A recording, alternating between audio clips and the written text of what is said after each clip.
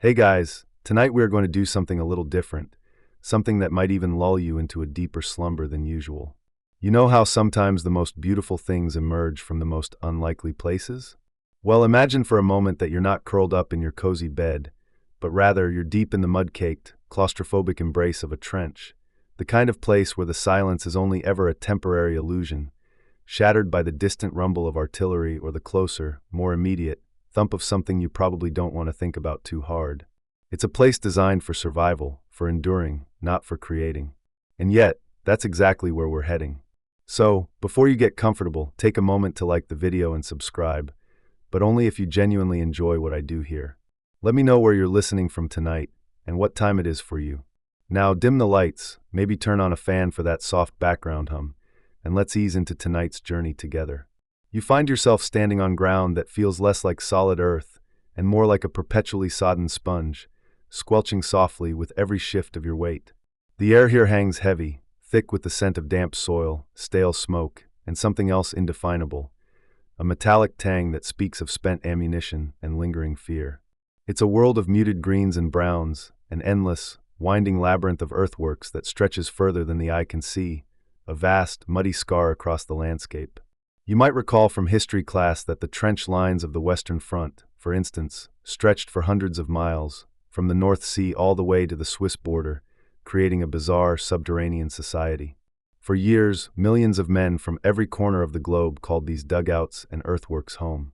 It wasn't just a battlefield, it was a bizarre, often forgotten way of life. Your boots sink slightly into the slick, viscous mud, a constant, soft punctuation to the otherwise hushed soundscape. The sky above, if you can even see it through the narrow slit of the trench top, is often a dull, indifferent gray. This isn't the bustling, heroic narrative you might see in old movies. This is the quiet, grinding reality of waiting, of enduring, of existing on the very edge of human experience. Forget your ergonomic desk chairs and noise-canceling headphones. Here, your office was a muddy ditch, and your background music was the distant thrum of heavy artillery. Talk about a brutal co-working space, right? In this environment, where every instinct screams survival, where the most complex thought might be, when's the next hot meal? Or, is that a rat?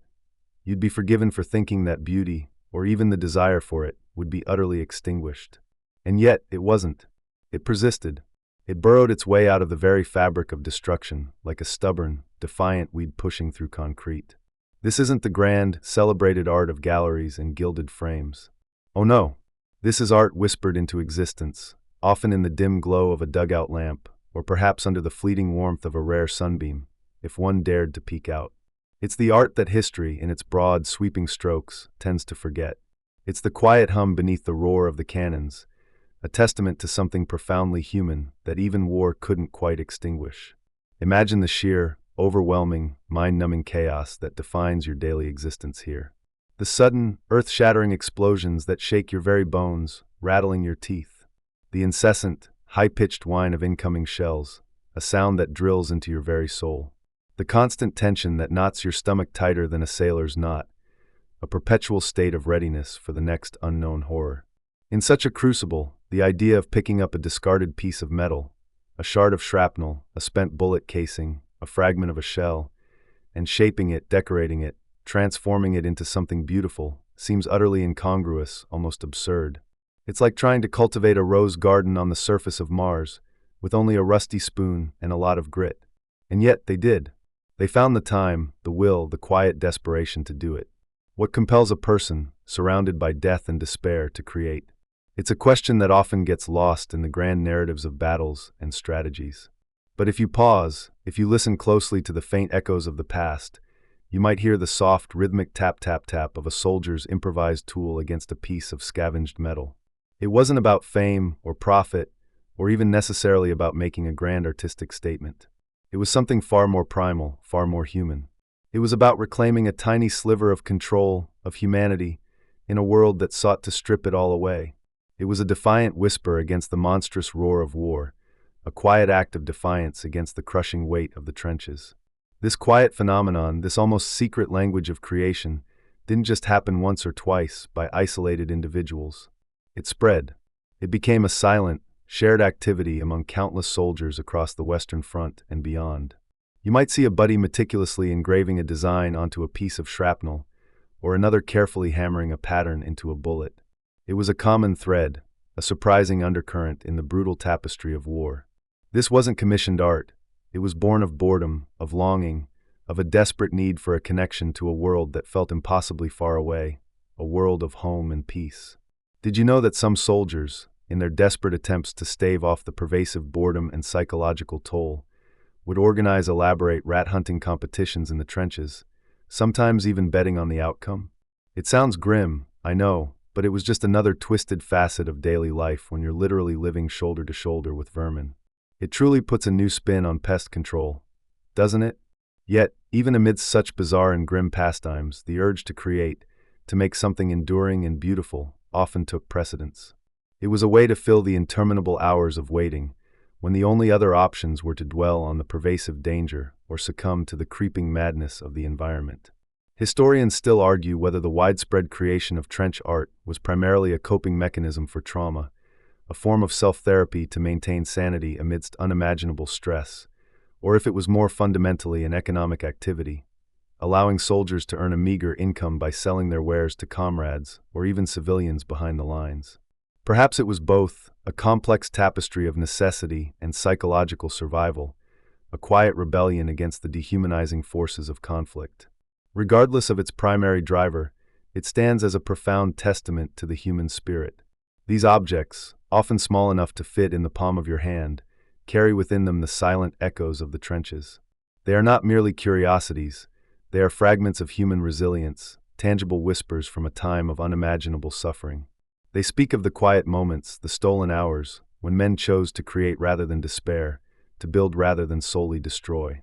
They are the overlooked masterpieces of the mundane, born of the brutal, fertile ground of war. As we journey deeper into this topic, you'll begin to understand just how remarkable these simple creations truly are, and what they tell us about the indelible spirit of humanity, even when pushed to its absolute limits. You stand there, perhaps mentally, perhaps in your mind's eye, sinking ever so slightly into the mud that clings to your boots. This isn't your average Sunday stroll through a park, is it? No. This is the Western Front, circa 1916. Forget your pristine, well-lit art studios with their calming classical music and artisanal coffee. This, my friend, is the gallery we're talking about today. Imagine, if you will, a landscape utterly scarred. The earth, churned and rechurned by countless shell explosions, resembles a monstrous, pockmarked skin. Trees, once proud sentinels, are now splintered skeletal fingers reaching vainly for a sky often obscured by the perpetual gray haze of distant smoke, or the sudden flash of a distant artillery strike. Barbed wire, glinting malevolently, stretches like a metallic spiderweb across no man's land, catching the light in a way that's anything but inviting. It's a vista designed by chaos, painted by despair, a tableau where every detail screams of destruction, a stark, brutal contrast to any notion of peace or natural beauty. You're not just looking at it, though. You're in it. You're navigating a labyrinth of narrow, often waterlogged trenches, miles upon miles of them, stretching across continents like an angry, subterranean scar. The sheer scale is almost incomprehensible. To give you a sense of just how vast this underground world became, the trench systems on the Western Front alone, if laid end to end, would have stretched for well over 25,000 miles. That's enough to circle the Earth at the equator, and then some, with plenty left over for a truly terrible, incredibly muddy day trip. Think of the logistics of digging and maintaining something of that magnitude, a continuous wound across the land, a testament to an era's grim determination. The air itself is a heavy, cloying tapestry of smells, a unique signature of this bizarre existence. You'd get the sharp, metallic tang of cordite lingering after a distant barrage, the damp, earthy scent of disturbed soil, always damp, always disturbed, and something else, something uniquely, tragically human. It's a blend that would forever brand itself into the memory of those who breathed it. The pervasive odor of the trenches, a blend of stale sweat, unwashed bodies, rotting sandbags, and the ever-present faint sweetness of decay, was a constant, inescapable companion. Not exactly the aroma of a freshly brewed chamomile tea, unless that tea was called existential dread and steeped in desperation. Your feet are perpetually cold, often numb, as you trudge through the muddy floor, sometimes ankle-deep, sometimes worse. The mud itself feels alive, a viscous, grasping entity that sucks at your boots with every step, a relentless, clinging antagonist. The walls of the trench, shored up with sandbags and timber, offer a fragile, almost ironic sense of security, a thin membrane between you and the unimaginable. You feel the dampness seep into your clothes, into your very bones, a constant chill that no amount of wool or fire seems able to banish. Above, the sky might be a vast, indifferent canvas of gray, or it might be spitting a relentless, cold rain, turning the mud into an even more treacherous, squelching nightmare. Below, well, let's just say the local wildlife included more than just chirping crickets. The rats, oh, the rats! They were, shall we say, very well-fed residents, scurrying and bustling about their business with an audacity that suggested they had paid rent, probably in stolen rations, and certainly hadn't. Their presence was a constant, unsettling reminder of the unglamorous, unromantic reality of life in the dirt. Life here is a study in brutal, almost unbearable contrasts. Moments of utter, soul-numbing boredom stretch into hours, days, weeks. You wait. You exist. You watch the clock, or rather, you feel the slow, agonizing crawl of time without a clock. And then, without warning, the world erupts. The terrifying shriek of incoming shells, a sound that rips through the very fabric of the air, followed by the concussive blasts that shake the very ground beneath you, rattling your teeth and your very soul. The rapid, staccato rattle of machine gun fire, the distant cries, the sudden silence. These are the violent, unpredictable punctuation marks in an otherwise agonizingly slow sentence. Your senses are constantly on high alert, even when nothing is happening. It's like living in a perpetual state of being on hold with customer service, only instead of elevator music, you get explosions and the stakes are a tad higher than a billing dispute.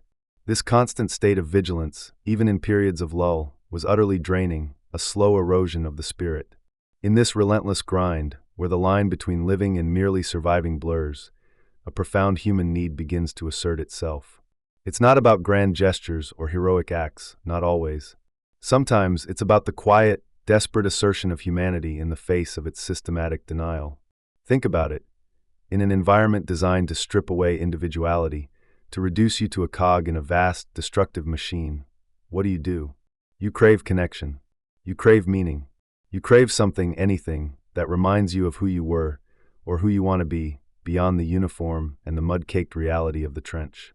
The lack of privacy, the constant proximity to others, the inability to escape the collective suffering, it made the inner world, the world of thought and memory, even more precious. This intense psychological pressure, combined with the sheer monotony, paradoxically offered pockets of time. Historians still argue whether the psychological impact of living in this constant state of dread and monotony was more debilitating than the physical dangers of bullets and shells. But what's certain is that the mental burden was immense. And within that immense burden, the mind, in its infinite capacity for resilience, sought an escape, a sanctuary. This was not a vacation, obviously, nor a creative retreat, unless your idea of a retreat involves constant dampness, the pervasive scent of decay, and the occasional flying fragment of metal. But it was time. Time to think, time to remember, and crucially, time to create. It's easy to imagine that every waking moment was spent fighting or preparing to fight. And yes, a significant portion was. But there were also long, interminable stretches of guard duty, of waiting for orders that might never come, of simply existing in the muddy confines of your dugout. Hours stretched into days, with nothing but the distant rumble of artillery or the drip, drip, drip of water from the ceiling of your makeshift shelter. This was an existence of profound boredom, punctuated by moments of extreme terror. And boredom, for a human mind desperate for an anchor, for an outlet, can be a powerful catalyst.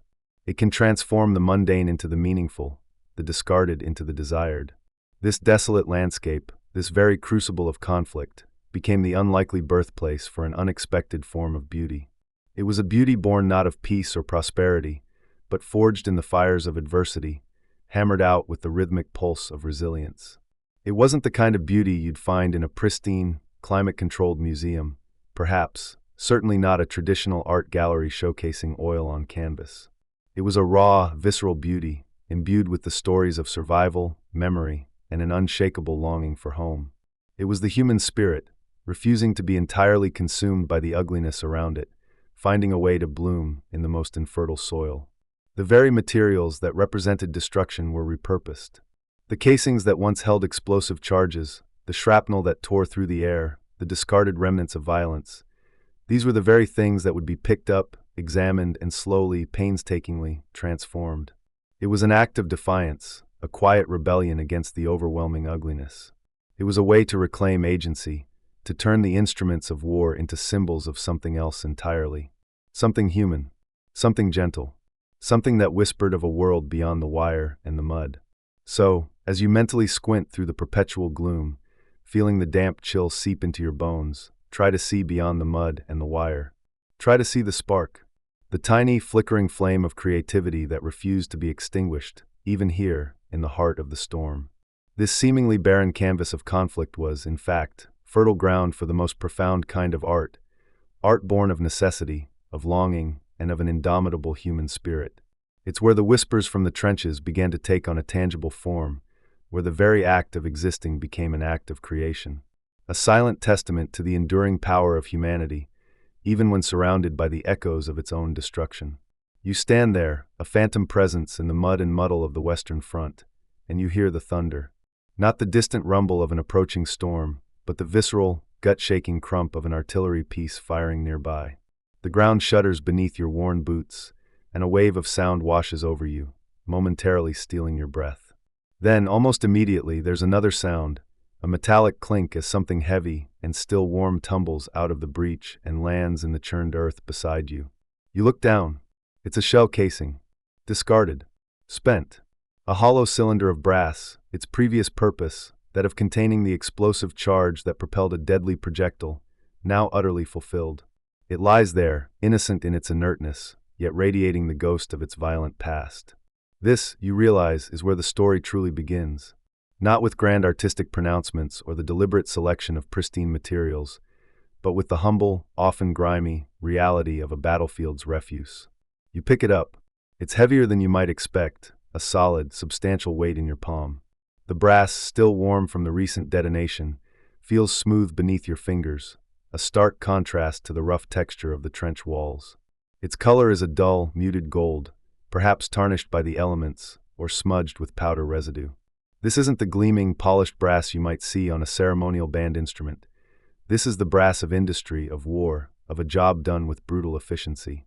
Imagine, if you will, the sheer, mind-boggling volume of these casings.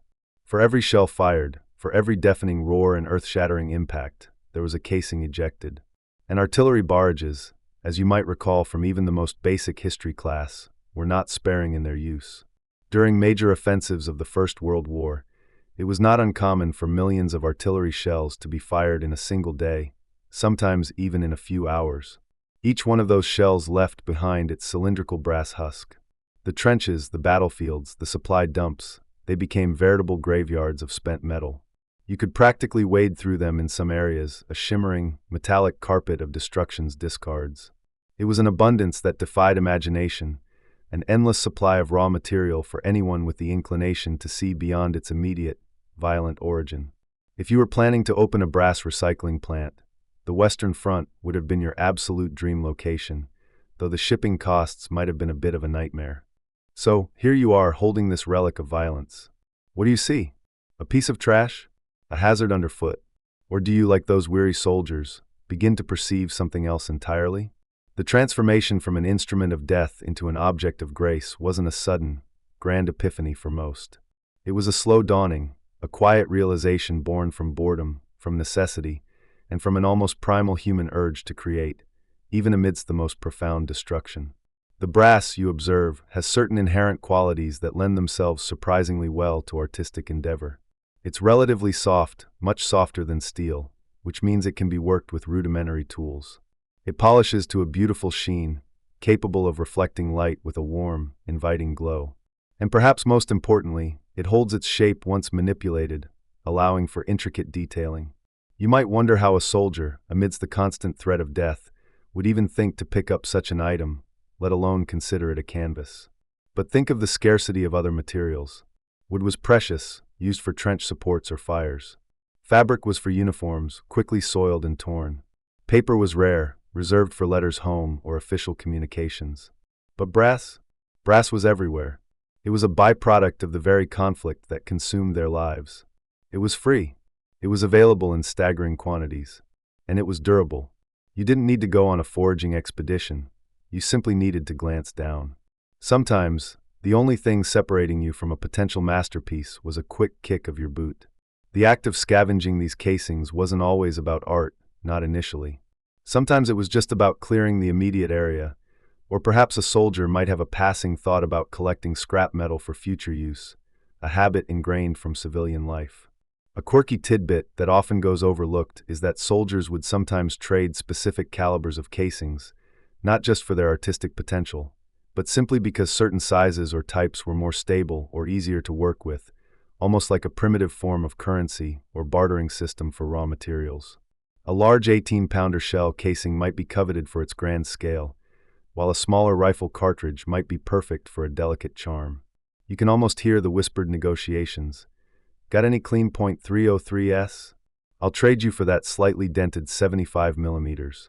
It's like a slightly more dangerous version of trading baseball cards, but with the added thrill of potential shrapnel.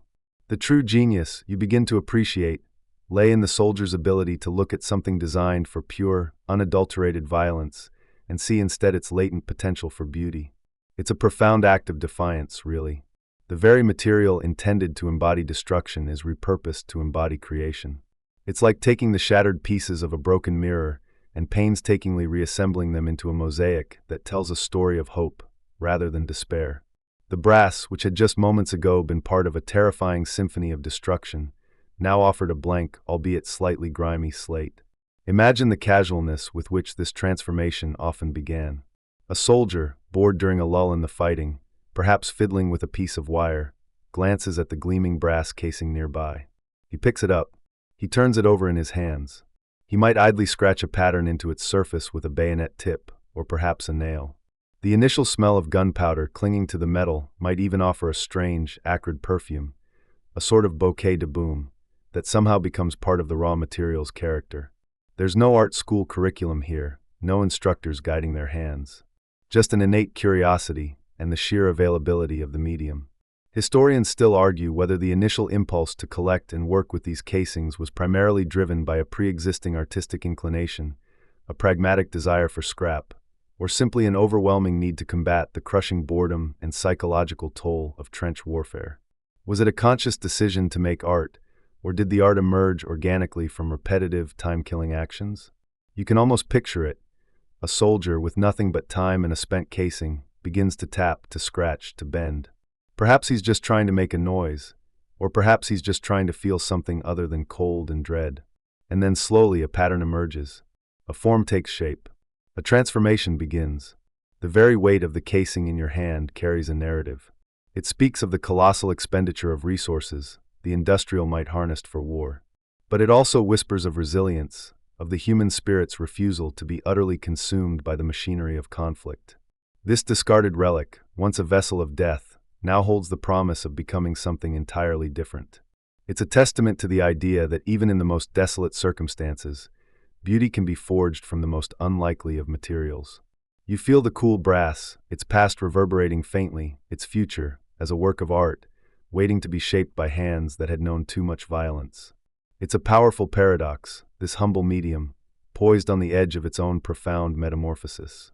You're standing there in the mud-slicked, claustrophobic confines of a trench, the air thick with the metallic tang of distant shellfire and the damp scent of earth.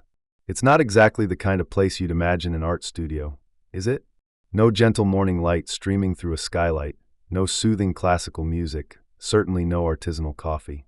Just the trench, a landscape defined by the brutal, unyielding logic of survival. Every fiber of your being, every instinct, screams at you to stay alive, to find food, to keep warm, to dodge the next incoming round. But then you see it. A soldier, hunched in a dugout, not cleaning his rifle, not writing a letter, but meticulously, painstakingly, transforming a spent brass shell casing into something beautiful. This isn't about survival, not in the raw biological sense. You've got your rations, you've got your rifle, you've got your comrades. What he's doing, it's different. It's an act that transcends the immediate, pressing demands of existence. It's a profound human need, bubbling up from the very core of what makes us, well, us. Even in the direst straits, when death is a constant, unwelcome neighbor, we as humans seek to create meaning. We crave beauty. We yearn to impose order on chaos, even if it's just within the confines of a small, intricately worked piece of metal. Think about it, the sheer, soul-crushing monotony of trench life. Between the terrifying, adrenaline-fueled assaults and the desperate defense, there were long, endless stretches of waiting. Waiting for orders, waiting for dawn, waiting for the next barrage. Mainstream historical fact. While the popular image of trench warfare often focuses on the violent charges and gas attacks, a significant portion of a soldier's time was spent in periods of intense boredom, punctuated by moments of extreme terror. Imagine the endless days. No streaming services, no social media feeds to scroll through, not even a decent Wi-Fi signal down there. Just you, your thoughts, and the mud. It's enough to drive a person absolutely bonkers. And in that void, in that quiet, desperate space between the noise and the fear, creativity found a foothold. It's almost ironic, isn't it? The very instruments of death, the shell casings, the bullets, the shrapnel, became the raw materials for expressions of life. It's like turning a lemon into lemonade, but the lemon is actually a grenade, and the lemonade is a surprisingly delicate vase. The soldiers weren't just fighting an external enemy, they were fighting an internal one too. Despair, dehumanization, the creeping numbness that threatened to engulf them. Creating something, anything, was a way to push back against that tide. It was a declaration. I am more than just a cog in this war machine. I am still a person. I can still make something beautiful. Consider the profound psychological impact of such an environment. You are constantly exposed to unimaginable horrors, to the loss of friends, to the constant threat of your own demise. Your identity, once so clearly defined by your life back home, is slowly eroded by the uniform, the rank, the shared misery. Creating art, however humble, was an act of self-reclamation. It was a way to assert individuality, to remind oneself of the person they were before the war, or even to discover a new facet of themselves. It was an anchor in a sea of madness. And let's not forget the sheer, unadulterated boredom. When you're not actively fighting, you're often just waiting, and waiting, and waiting some more. You clean your rifle. You write a letter home. You try to sleep in the mud. And then what? You can only polish your boots so many times. You can only stare at the same stretch of barbed wire for so long. The human mind, restless and ingenious, craves stimulation, craves purpose. When that purpose isn't immediate survival or fighting, it turns inward. It seeks to occupy itself, to find a project. And what better project than transforming the detritus of war into something meaningful? It gave them a sense of control, however small, in a world where they had none. They couldn't control the weather, the enemy, or their own fate, but they could control the shape of a brass casing. Interestingly, this creative output wasn't always just for personal solace or gifts. A sort of informal economy often sprang up in the trenches, where soldiers would trade their crafted items for extra rations, a coveted cigarette, or even a bit of rum from a more fortunate comrade. Imagine haggling over a finely engraved matchbox, like it's a rare baseball card, all while artillery rumbles overhead. It added another layer of purpose to the crafting, a practical, if slightly surreal, benefit beyond the therapeutic one. It wasn't exactly Etsy, but it served a similar purpose in a very different marketplace. This brings us to a point of ongoing academic discussion. Historians still argue whether the primary motivation for trench art was primarily therapeutic escapism and a desperate need for self-expression, or if it was more pragmatically driven by the desire for trade goods and a way to earn small comforts in a harsh environment. Was it art for art's sake, or art for a bit of extra rum's sake? Perhaps it was both, a complex interplay of inner psychological needs and outer practical considerations. You could argue that even the pragmatic aspect had a therapeutic dimension, as acquiring a desired item through one's own skill could be incredibly empowering. Imagine the quiet focus, the rhythmic tapping of a nail against metal, slowly, painstakingly, forming a design. The scraping sound as a rough edge is smoothed.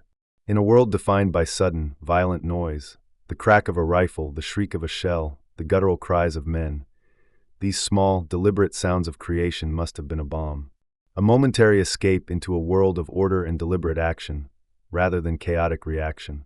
It was a form of meditation, a way to quiet the mind, even if only for an hour or two. You could lose yourself in the intricate details, the precise angles, the steady pressure. It was a way to forget, for a brief spell, where you were and what you were doing. And this act of creation wasn't just about the individual. It was often about connection. Connection to the past, connection to home, connection to a future that felt increasingly uncertain. Many of these pieces were destined for loved ones back home, a mother, a wife, a child. They were tangible proof that despite the hellish conditions, the soldier was still thinking of them, still holding on to hope, still capable of creating something beautiful. It was a silent message, etched in brass. I am here. I am thinking of you. I am still human. So, you see, beyond the cold, hard facts of survival, beyond the strategic movements and the casualty counts, there existed this profound human drive. A drive to make meaning, to find beauty, to assert individuality, to cope with unimaginable stress, and to connect across vast distances. It's a testament to the indomitable spirit of humanity, isn't it? That even when faced with the absolute worst, we find ways to build, to create, to dream. Because sometimes the most revolutionary act in a world hell-bent on destruction is simply to make something beautiful. And perhaps a soldier, who might have struggled to draw a stick figure before the war, discovered a hidden artistic talent under the most dire circumstances. Who knew a trench could be the ultimate art school, albeit one with very, very high stakes and a rather unconventional curriculum. You drift now gently from the sheer act of creation to the things themselves. Imagine, if you will, the inventory of a soldier's quiet ingenuity, laid out before you not in a sterile museum case, but in the soft glow of a flickering trench lantern. What did these hands, so accustomed to gripping rifles and digging earth, actually make? What forms did their silent expressions take, coaxed from the very instruments of war? The most ubiquitous, the most universally recognized, and perhaps the most profoundly poignant, are the vases. You'll see them in photographs, sometimes standing on a rough wooden table in a dugout, sometimes clutched by a smiling soldier in a posed snapshot meant for home. These weren't your delicate porcelain affairs, mind you. Oh no, these were solid, substantial vessels, often crafted from the brass casings of artillery shells. The larger the shell, the grander the potential vase. Picture a spent 75mm casing, perhaps a foot tall, its once lethal purpose now utterly transformed. The base, still broad and sturdy, would anchor the piece, while the cylindrical body became a canvas. Some were left relatively plain, merely polished to a warm, inviting gleam, perhaps with a simple fluted rim. Others were meticulously hammered, chased, and engraved with an astonishing array of patterns. You might find floral motifs, delicate roses or sturdy thistles, blooming incongruously on a surface that once held explosive power. Or perhaps geometric designs, interlocking lines and chevrons, reflecting a strange order imposed upon chaos. Imagine the soft thunk, thunk, thunk of a small hammer against the brass, slowly shaping a curve, or the gentle scrape, scrape, scrape of a sharpened nail or filed bayonet tip, carving a nascent petal.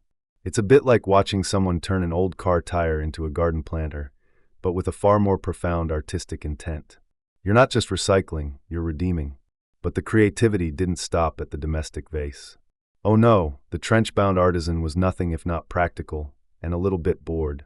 You'd find an abundance of ashtrays, for instance.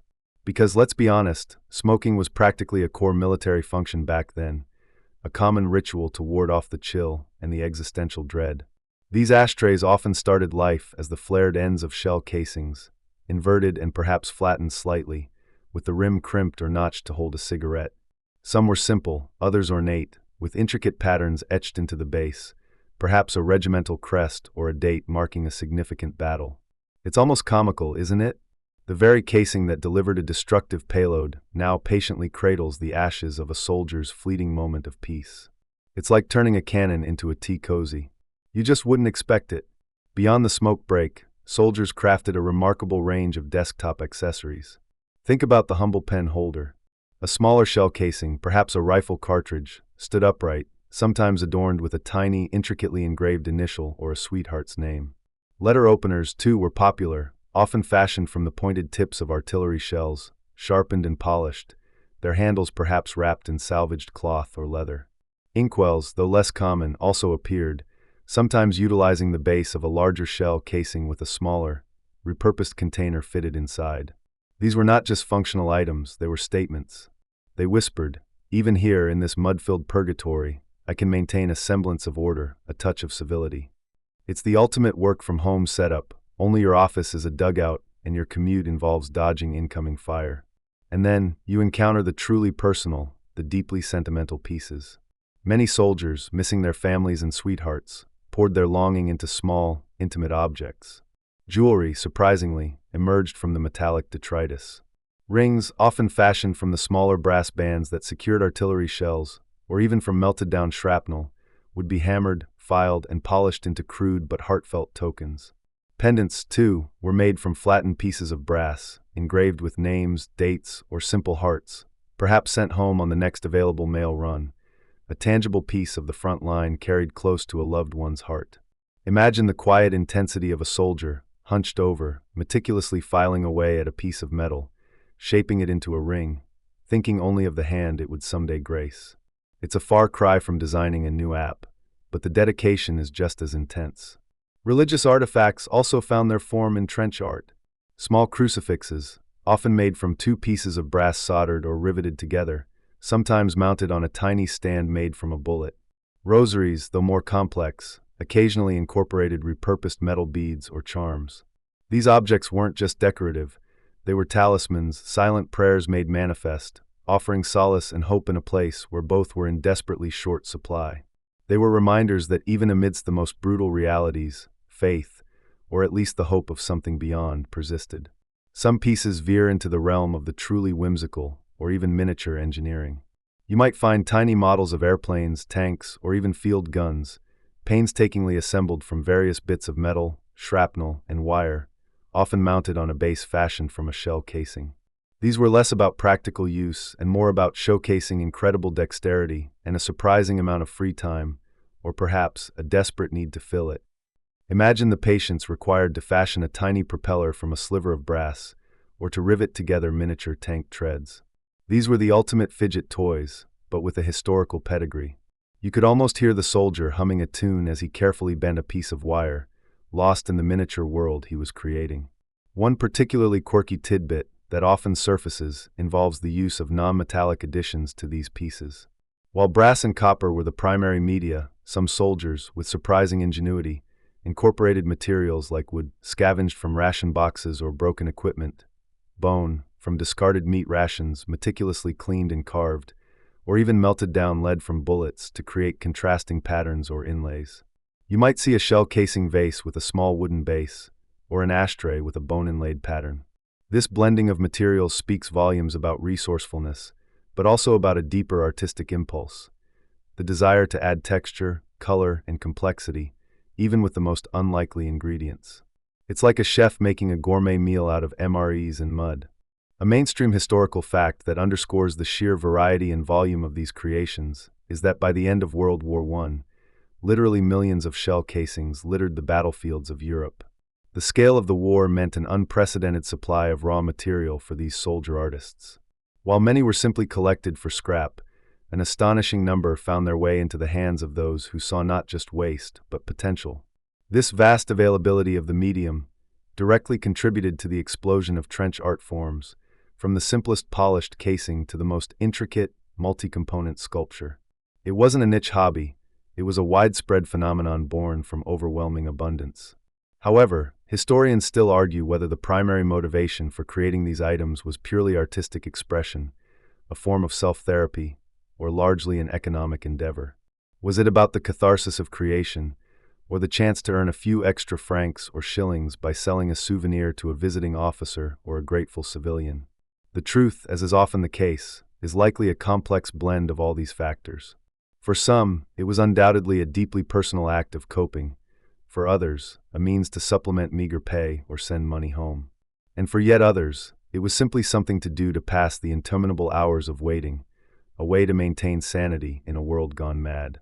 The market for these items certainly boomed, both at the front and behind the lines, suggesting a significant commercial aspect. But can you truly put a price on the quiet solace found in the rhythmic tapping of a hammer, the focus required to etch a delicate pattern, or the simple pride in having transformed an instrument of death into an object of beauty? As you consider the sheer diversity of these silent expressions, from the grandest vase to the smallest ring, you begin to understand that trench art wasn't just about making things. It was about making meaning. It was about reclaiming agency in a world where agency was largely stripped away. It was about asserting humanity in the face of dehumanization. These objects, whether simple or ornate, practical or purely decorative, are the tangible manifestations of soldiers whispering their hopes, fears, and dreams into the very metal that surrounded them, shaping their internal worlds as much as they shaped the brass. You've glimpsed the desolate beauty, the quiet defiance of creation in chaos. Now let's pull back the curtain a little more, shall we? Let's talk about the how. Imagine, if you will, the hands that shaped steel, or more accurately, brass. These weren't the delicate, manicured hands of a goldsmith in a quiet atelier. Oh no, these were the calloused, often mud-caked, hands of soldiers, fresh from digging trenches or manning a machine gun, now turning their focus to something entirely different. And the tools? Well, let's just say Amazon Prime wasn't delivering to the Western Front. You had to get creative. Consider the humble shell casing. The spent brass cylinder of an artillery round, perhaps still warm from its violent expulsion, is the canvas. But it's a stubborn canvas, isn't it? Brass, while softer than steel, still requires considerable persuasion to yield to artistic intent. So what do you reach for when your workshop is a dugout and your supply chain is, well, non-existent? You reach for ingenuity. You look around you, at the very instruments of war that surround you, and you repurpose them. The primary techniques these soldiers employed were engraving and embossing, often in combination. Engraving, the process of incising lines into the metal surface, was perhaps the most intuitive. You need something sharp, something harder than brass, and a steady hand. What did they use? Think about it. A sharpened bayonet, its point carefully ground down, became a formidable graver. Broken files, salvaged from discarded equipment, were painstakingly reshaped into chisels or burins. Even shards of shrapnel, those jagged fragments of exploded shells, could be filed or rubbed against a stone until they possessed a keen edge. Nails, ubiquitous and easily found, were hammered flat at one end and sharpened at the other, transforming them into rudimentary scribes. You'd hold the casing firmly, perhaps braced against a sandbag or a knee, and with deliberate pressure, you'd begin to scratch your design into the metallic skin. It's a rhythmic, almost meditative process, the faint scrycreach of metal on metal a stark contrast to the distant rumble of artillery.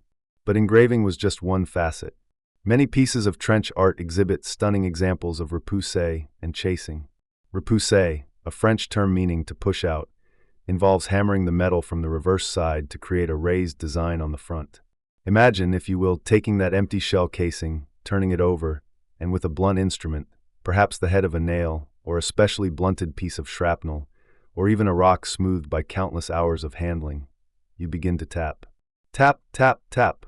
Each gentle strike pushes the brass outwards, forming the contours of a flower, a regimental badge, or a portrait. This wasn't just brute force. It required a delicate touch, an understanding of how the metal would deform, and immense patience. If you hit too hard, you'd puncture it. Too soft, and the design would lack definition. It's a bit like sculpting from the inside out, a truly fascinating inversion of the usual artistic process. Once the main forms were raised through repoussé, the soldier would often switch to chasing. This technique involves working on the front of the piece, using small punches and hammers to refine the raised details, add texture, or depress areas for contrast. Think of it as the detailing stage, where the broad strokes become intricate lines, where petals gain their veins, and faces acquire their expressions. The tools for chasing were similar to those for repoussé, just smaller and more varied in their tips, pointed, rounded, flat, or textured, each designed to achieve a specific effect. It's here that the true sophistication of these untrained artists shines through. They weren't just making pretty objects. They were mastering metalworking with materials and conditions that would make a modern artisan weep into their perfectly organized toolbox. And where did these hammers come from? Again, improvisation was king. A heavy bolt, a chunk of salvaged metal, even a smooth, dense stone could serve as a hammer. The smaller punches were often just nails or bits of wire, their tips filed or ground to specific shapes. Sometimes, you'd see a soldier meticulously shaping the head of a nail against a rough stone for hours, driven by the vision of the design he wanted to create. Historians still argue whether the remarkable uniformity and complexity seen in some pieces suggest a more organized, informal apprenticeship system among soldiers, where skills were passed down from those with pre-war metalworking experience, or if it was purely a testament to individual perseverance and trial and error. Probably a bit of both, knowing human nature. Beyond engraving and embossing, other techniques came into play. Stippling, for instance, involve creating patterns of tiny dots by repeatedly tapping a sharpened point against the surface. This could create areas of shadow or texture, adding depth to the design. Some pieces even show evidence of cutting or sawing, where the soldier would carefully modify the shape of the casing itself, perhaps creating a scalloped rim for a vase or intricate cutouts. This would have been incredibly difficult, requiring immense patience and crude tools like files, or even just persistent rubbing against a rough surface until the desired shape emerged. It's the kind of project that makes you think, if I tried that at home, I'd probably lose a finger, and I have power tools. Now, for a slightly quirky tidbit, to make the brass more malleable, easier to work with, soldiers sometimes employed a process called annealing. This involves heating the metal to a specific temperature and then allowing it to cool slowly. In the trenches, with no proper forge, this meant holding the brass casing over a campfire, a burning brazier, or even a candle flame until it glowed a dull red, then letting it air cool. This softened the metal, making it less prone to cracking during the arduous hammering and shaping process. Imagine the scene. Amidst the damp, the cold, and the constant threat, a soldier carefully rotates a shell casing over a flickering flame, not to warm his hands, but to prepare his canvas. It's a testament to their dedication to the craft, a silent ritual of transformation. The finishing touches were just as ingenious. After all the engraving and shaping, the pieces often needed polishing. With no sandpaper or buffing wheels, soldiers would use fine grit sand found in the trenches, sometimes mixed with water or even saliva, rubbing it tirelessly with a rag or a piece of uniform fabric. The goal was to bring out the warm gleam of the brass, to make the etched lines stand out in stark contrast to the polished surface. This final stage was about presentation, ensuring that the piece, whether destined for a loved one or for sale, looked its absolute best. The surprising sophistication wasn't just in the techniques, but in the sheer artistry. You see pieces that are not merely functional, but exquisitely decorative. Vases adorned with swirling floral motifs, cigarette cases etched with detailed landscapes, and even elaborate picture frames that speak volumes about the soldier's longing for home. These were not mass-produced trinkets. Each was unique, bearing the individual touch of its creator. It's a remarkable fusion of brutal necessity and delicate artistry, a quiet rebellion against the overwhelming ugliness of war. The very objects designed for destruction were remade into vessels of beauty and remembrance. It's almost like the shell casing itself was saying, "My original job was awful, but look at me now. I'm a vase. I hold flowers, not explosives. Take that, war." It's a transformation that whispers of hope, of humanity's persistent need to create, even when surrounded by the ultimate expressions of destruction. You've glimpsed the quiet beauty, the unexpected grace of these objects, but now, settle deeper into the story and let your mind drift to the sheer, almost unbelievable ingenuity that brought them into being. Imagine, if you will, the setting once more. No well-lit studio, no artisan's bench with specialized tools neatly arrayed. No, you're picturing a muddy, often waterlogged trench, a dugout barely offering shelter from the elements, or perhaps a shell-cratered field under a sky that might at any moment rain down death. And yet, amidst this unrelenting chaos, these untrained artists, these soldiers who were farmers, clerks, factory workers, and students just months prior, conjured intricate beauty from the discarded remnants of war. It's easy to look at a finely engraved trench art vase today, gleaming under museum lights, and forget its true genesis. You might think of it as the work of a skilled craftsman, someone with years of apprenticeship under their belt. But that's where the marvel truly lies. These were not professional engravers or metalworkers. They were ordinary men, pushed to extraordinary limits, who simply had to create. The pressure wasn't just the enemy shelling or the constant threat of attack. It was also the immense psychological weight of their existence, the soul-crushing monotony punctuated by moments of terror. To find the focus, the steady hand, the sheer patience required for such delicate work in that environment, it's truly mind-boggling. It's like trying to assemble a tiny ship in a bottle while riding a roller coaster, blindfolded during an earthquake. Your average weekend DIY project looks like a kindergarten craft fair compared to what these guys pulled off. So what did their toolkits consist of? Forget your fancy power drills and laser engravers. Their implements were born of pure necessity and ingenious scavenging. You visualize a soldier, perhaps, with a spent rifle cartridge or a larger shell casing, looking around at the desolate landscape. A broken bayonet, its tip perhaps filed down to a sharp point, might become an engraving stylus. A discarded nail, hammered flat and then sharpened, could serve the same purpose. Shrapnel, the dangerous fragments of exploded shells that littered the ground, could be carefully selected, ground against a rough stone, and transformed into a rudimentary chisel or a scraping tool. For the more intricate work, like the delicate embossing, the technique of tapping from the inside to create raised designs on the outer surface, they needed blunt instruments. Think about it. How do you get a smooth, rounded edge on a piece of scavenged metal? Perhaps a smooth river stone, if they were lucky enough to find one, or a rounded piece of wood, or even the blunt end of a rifle cleaning rod. The shell casing itself needed support for such work, a firm yet yielding surface for the metal to be pushed against. Soldiers would often fill the casing with packed earth, wet clay, or even pitch if they could scrounge some from a broken wagon wheel or tarred roofing scraps. This provided the necessary resistance, allowing the metal to be manipulated without tearing. You can almost hear the rhythmic, insistent tap-tap-tap of a crude hammer, perhaps a heavy rock, a rifle butt, or a salvaged piece of iron, against the tool, slowly coaxing the brass into a new form. It's the original ASMR, long before anyone knew what that meant, a tiny, focused sound against the backdrop of distant thunder. And then there's the shaping. To transform a straight, cylindrical shell casing into a flared vase or a more complex vessel, the metal needed to be softened. This process, known as annealing, involves heating the metal to a specific temperature and then allowing it to cool slowly, making it more pliable. How do you do that in a trench? You certainly don't have a forge. Soldiers would use small, carefully concealed fires in their dugouts, perhaps a few burning coals from a cooking fire, or even the flame of a candle if they were working on smaller pieces. The brass would glow, momentarily a dull cherry red, before being worked with incredible speed and precision before it cooled and hardened again. Imagine trying to do this delicate work by the flickering light of a single candle, with the constant threat of gas attacks or enemy patrols. Health and safety regulations in the trenches? Let's just say they were less stringent than your local IKEA assembly workshop.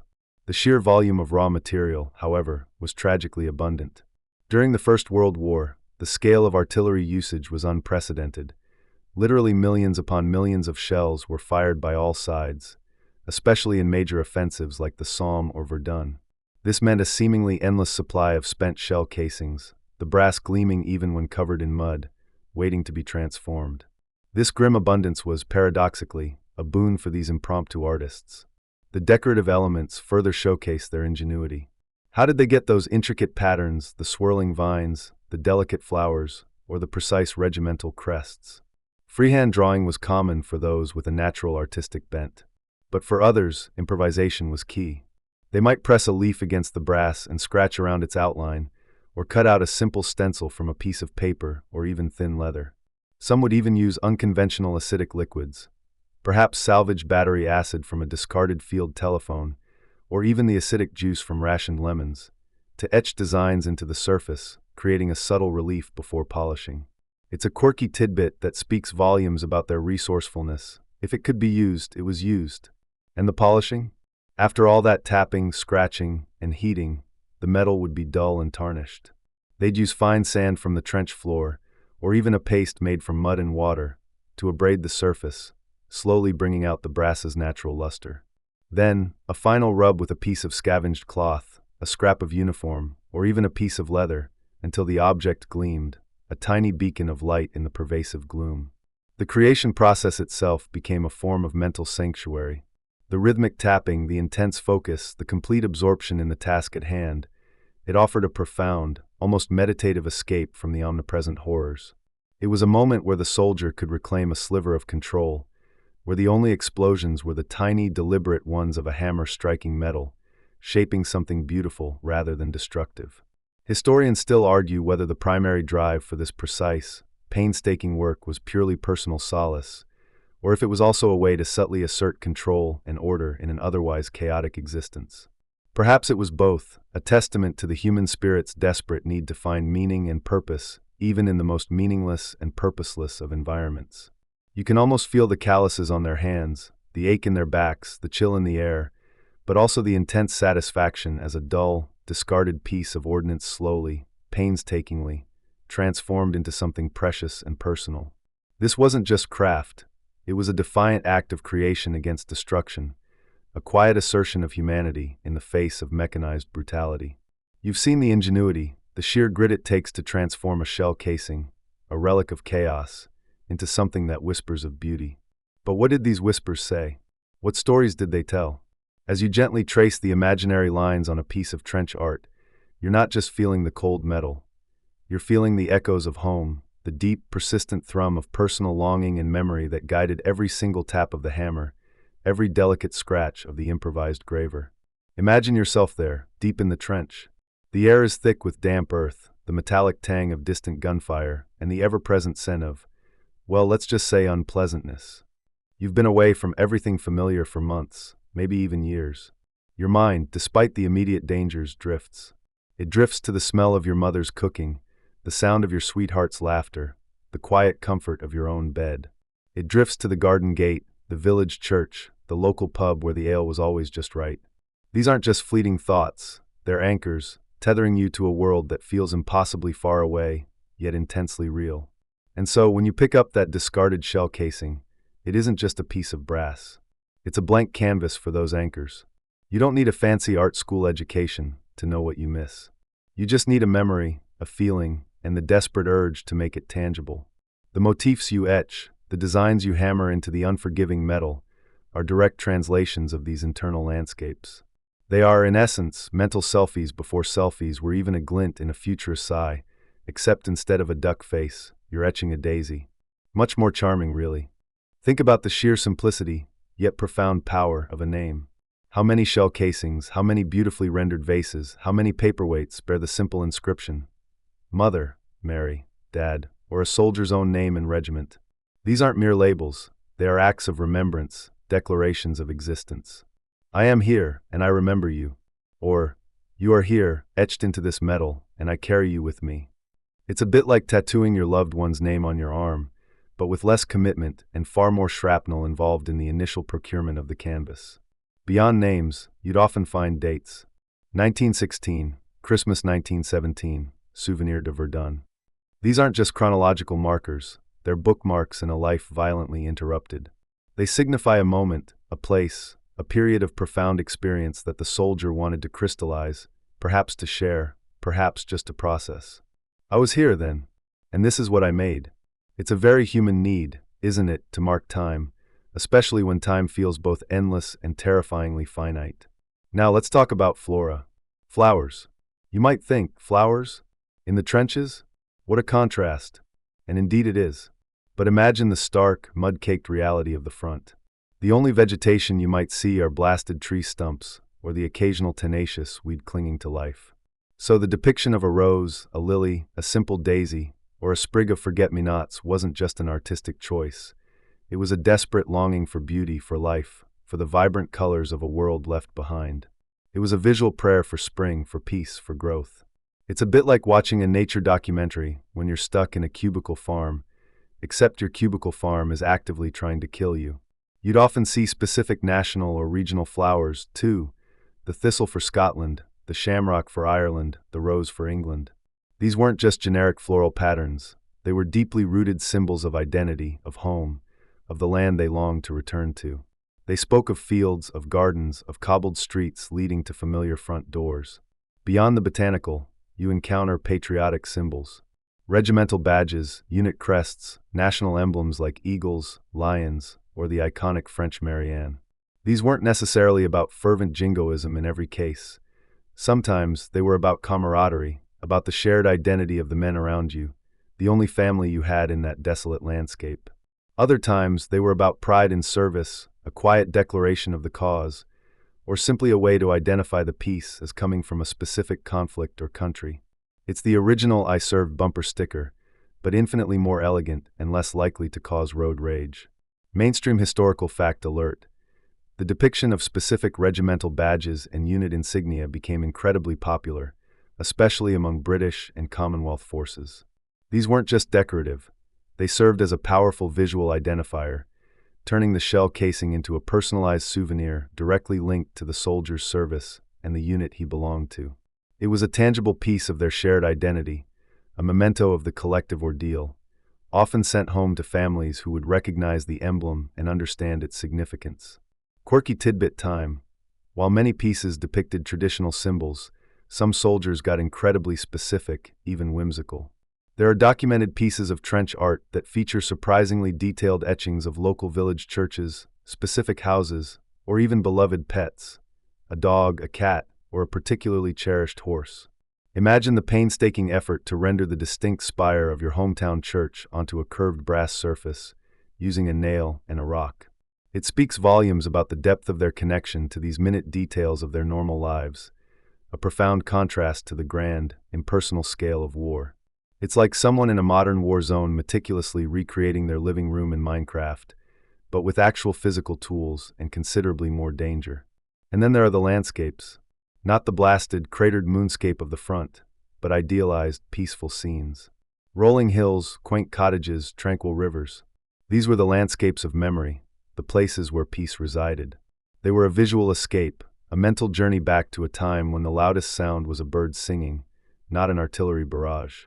You can almost feel the soldier's hand pause, picturing that scene in his mind's eye, letting the quiet beauty of it wash over him before he returns to the methodical, rhythmic work of engraving. Religious symbols also feature prominently. Crosses, angels, prayers, verses from Scripture. In a place where death was a constant companion, faith, for many, became an even more vital lifeline. These weren't just decorative elements.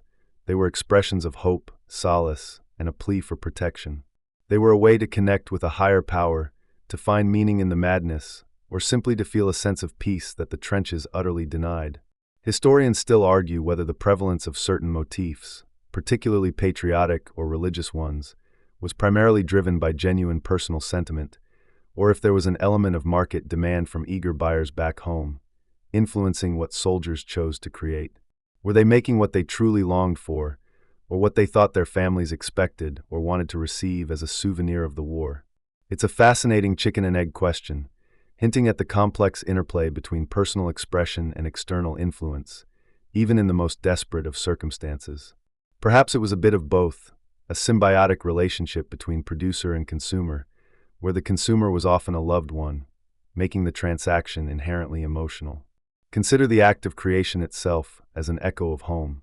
The focused, repetitive motion of engraving, the shaping of the metal, it was a form of domesticity in miniature. It was a purposeful act, a productive one, in a world where much felt pointless and destructive. It was a way to exert control, however small, over one's environment and one's mind. It was a return to the rhythms of normal life, even if only for an hour or two, a quiet rebellion against the relentless, dehumanizing grind of the front. It's like finding a tiny, portable Zen garden in the middle of a mosh pit. These pieces weren't just objects, they were emotional vessels. Each one carried a piece of the soldier's heart, a fragment of his longing, a whisper of the world he yearned to return to.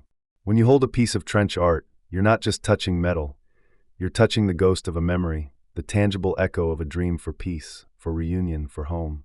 And that, dear listener, is a beauty far deeper than any polished surface. You've been with us, walking through the mud and the mind-numbing repetition of the trenches, imagining the clang of makeshift tools on brass. You've seen the transformation, the improbable beauty emerging from the detritus of conflict. But now, let's pivot our gaze slightly, from the lonely act of creation to the profound, almost sacred act of giving. For many of these pieces, these humble, hand-wrought objects, weren't destined to sit on a dusty shelf in a dugout. Oh no! Their true journey, their most significant purpose, often began when they were carefully wrapped, perhaps in a scrap of oilcloth or a precious piece of newspaper, and entrusted to the postal service. These were gifts from the front, tokens of affection, tangible whispers across vast, war-torn distances. Imagine the soldier, finished with his intricate engraving, perhaps a delicate floral pattern or the proud insignia of his regiment. He holds the polished shell casing in his calloused hands, the metal still faintly warm from his touch. It's not just a vase anymore, it's a vessel overflowing with unspoken thoughts, with the ache of absence, with a desperate longing for home. This isn't just a souvenir, it's a piece of his very soul, carefully crafted and sent out into the terrifying uncertainty of the world, hoping it finds its way to the one person who would truly understand its worth. You see, in a world where words were censored, where letters often arrived weeks late, if at all, and where the daily reality was too horrific to articulate, these physical objects became powerful communicators. They spoke of survival, yes, but more importantly, they spoke of remembrance, of enduring love, and of a future that, despite everything, was still hoped for. It's almost like a tiny metallic time capsule, isn't it? A message in a bottle, but instead of the ocean, it navigated the treacherous currents of war. Consider the immense emotional significance these pieces held. For the soldier, the act of making a gift was a way to maintain a connection, to assert his continued existence, his humanity, against the dehumanizing grind of trench life. It was a defiant act of normalcy, a whisper of domesticity in a landscape utterly devoid of it. He might be thinking of his wife, picturing her face as she unwraps the small, gleaming object. Or perhaps his mother, who would surely place it on the mantelpiece with pride, a constant, tangible reminder that her son was still out there, still thinking of her. It was a way to say, I am here. I remember you. I love you, without needing to write a single word that might be scrutinized by a censor. Sometimes, the most profound messages are delivered in silence, aren't they? And these pieces hummed with an almost audible quiet devotion. For the loved one back home, receiving one of these items was nothing short of a miracle. You can almost feel the tremor in their hands as they carefully unwrap the package, the sudden intake of breath as the polished brass or copper glints in the dim light of the parlor. It wasn't just a physical object, it was a lifeline, a tangible link to a world they could only imagine, a world of mud and fear and unimaginable courage. It was proof that he was still alive, still thinking of them, still capable of creating beauty amidst the horror. Imagine the relief, the surge of bittersweet joy. It was a personal artifact from a war that felt so impossibly distant, yet was tearing their world apart. It was a constant, gentle hum of hope in the quiet chaos of waiting. And let's not forget the sheer logistical feat of getting these items home. While official military postal services were remarkably efficient for letters, handling packages, especially those of varying shapes and weights, was a whole different ballgame. It's a mainstream historical fact that during World War I, the British Army Postal Service alone handled over 2 billion letters and 114 million parcels. Think about that for a moment. Billions of letters, millions of packages, all traversing battlefields, oceans, and continents. It was a colossal undertaking, a testament to the power of communication, even in an era of global conflict. So your soldier's carefully crafted vase, perhaps tucked into a repurposed biscuit tin or wrapped in a spare uniform sock, would join this vast, intricate network, jostling alongside official dispatches, ration parcels, and other precious communications. It's a wonder anything made it, isn't it? Like trying to send a glass slipper through a particularly aggressive airport baggage system. Sometimes, a soldier returning home on leave would carry a small, carefully concealed piece of trench art for a family member or a sweetheart. These were the truly special deliveries, hand-delivered with a personal story attached, though often a sanitized one, of course. You wouldn't want to spoil the beauty of the gift with the gritty reality of how it was made, would you? Oh, this lovely vase? Yes, I just found some brass. And a hammer. And several months of soul-crushing boredom. Presto! The motifs etched into these pieces often spoke volumes about the sender's hopes and memories. You might find Souvenir de France, or Verdun 1916, alongside a delicate rose or a forget-me-not. These weren't just decorative flourishes, they were coded messages. The flower, a symbol of enduring love and beauty. The place name, a quiet acknowledgement of where they were, a shared experience etched into metal. Some pieces even had names or initials, cementing the personal connection. It was almost like a physical manifestation of a social media tag, but with significantly more effort and a much higher emotional stakes. Historians still argue whether the primary motivation for creating these gifts was purely emotional connection, or if there was a significant pragmatic element, such as bartering for goods or simply a way to pass the time with a productive outcome. It's a fascinating question, isn't it?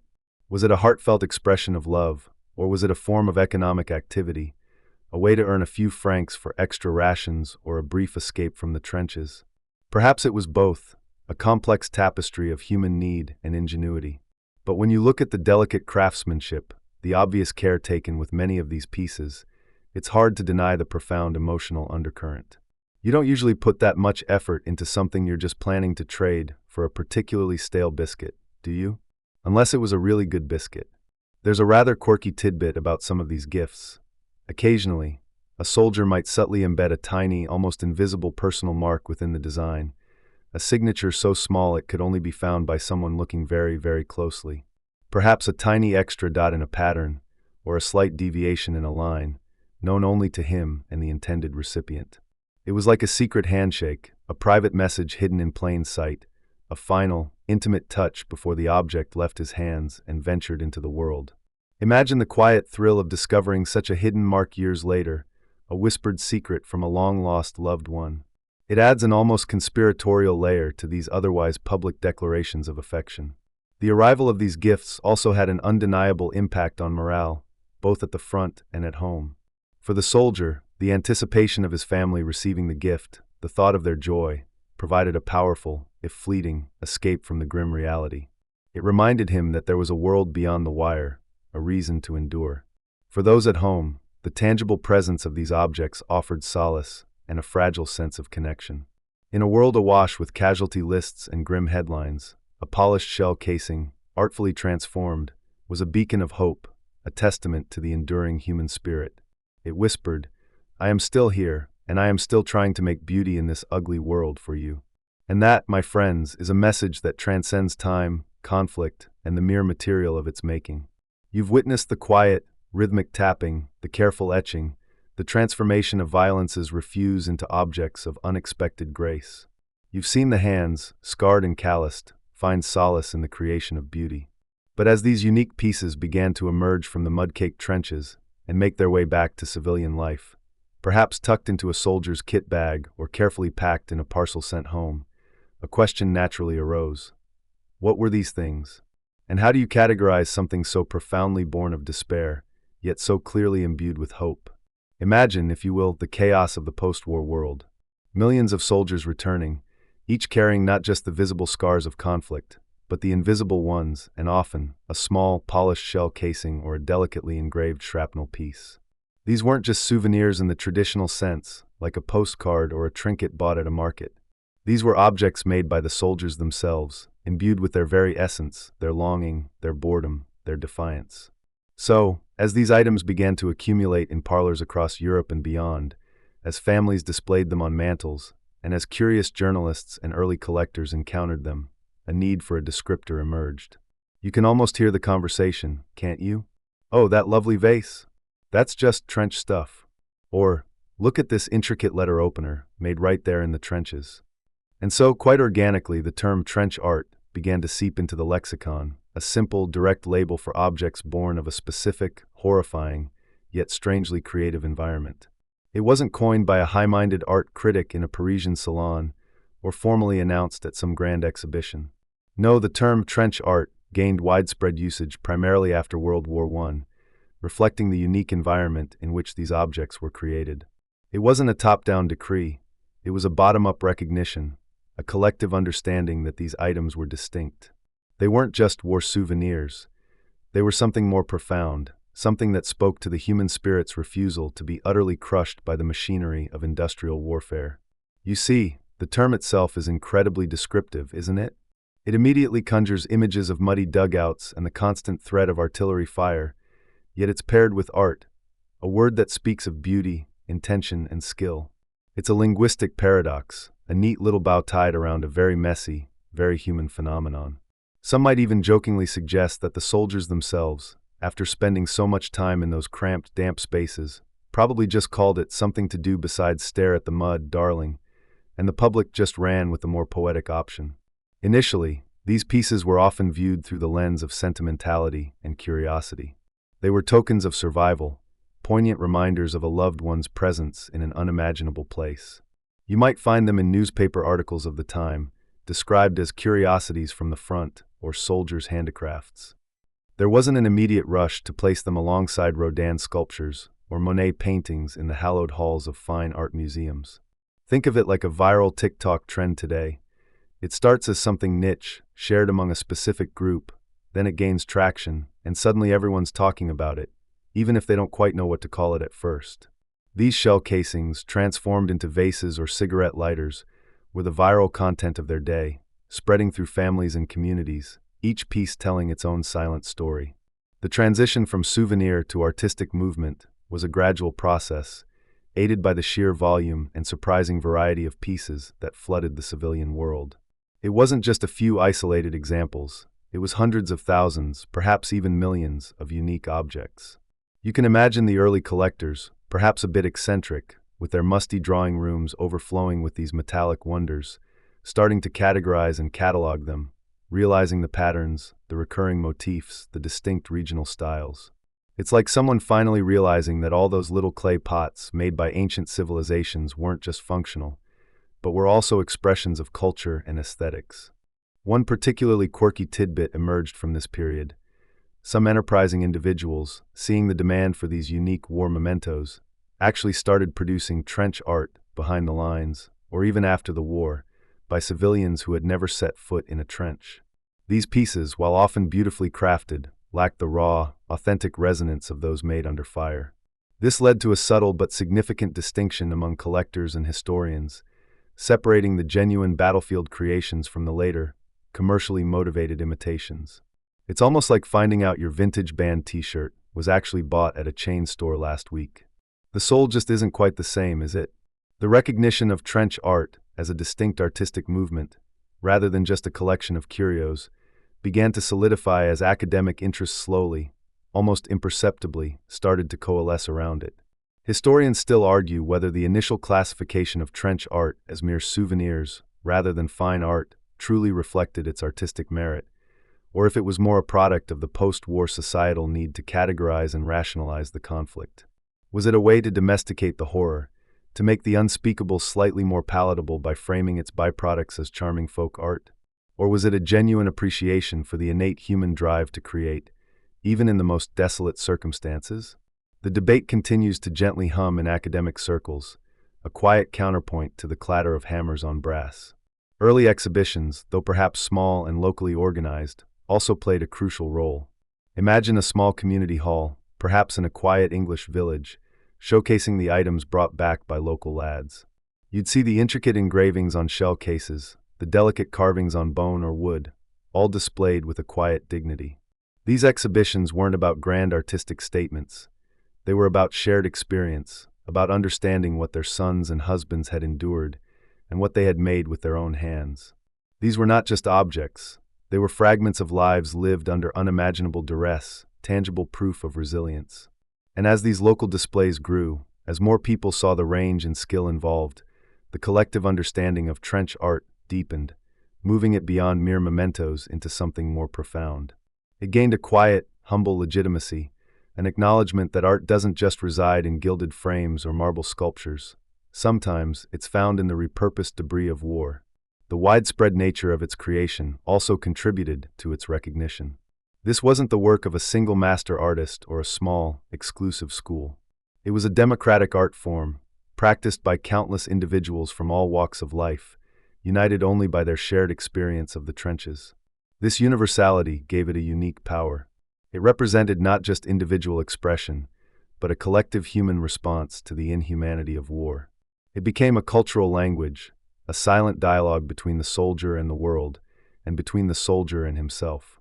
And as the decades passed, as the immediate trauma of the war receded, the artistic merit of these pieces began to shine more brightly, no longer overshadowed by the immediate horror of their origins. They were, and still are, a testament to the enduring human need to make meaning, to find beauty, and to leave a mark, even when facing the abyss. As the relentless drumbeat of war slowly, agonizingly, began to fade, a different kind of quiet settled over the world. You can almost feel it, can't you? That profound exhale, a collective sigh of exhaustion and tentative hope.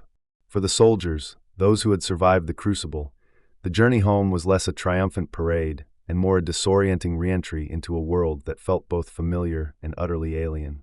You might imagine them stepping off trains, their uniforms still bearing the faint scent of mud and cordite, their minds still echoing with distant thunder, clutching small, heavy objects wrapped in scraps of cloth. These weren't just souvenirs. They were fragments of a life lived on the razor's edge, tangible anchors to an experience almost impossible to articulate. For many, their trench art, those quiet creations from shell casings and shrapnel, came home with them. You see them, don't you?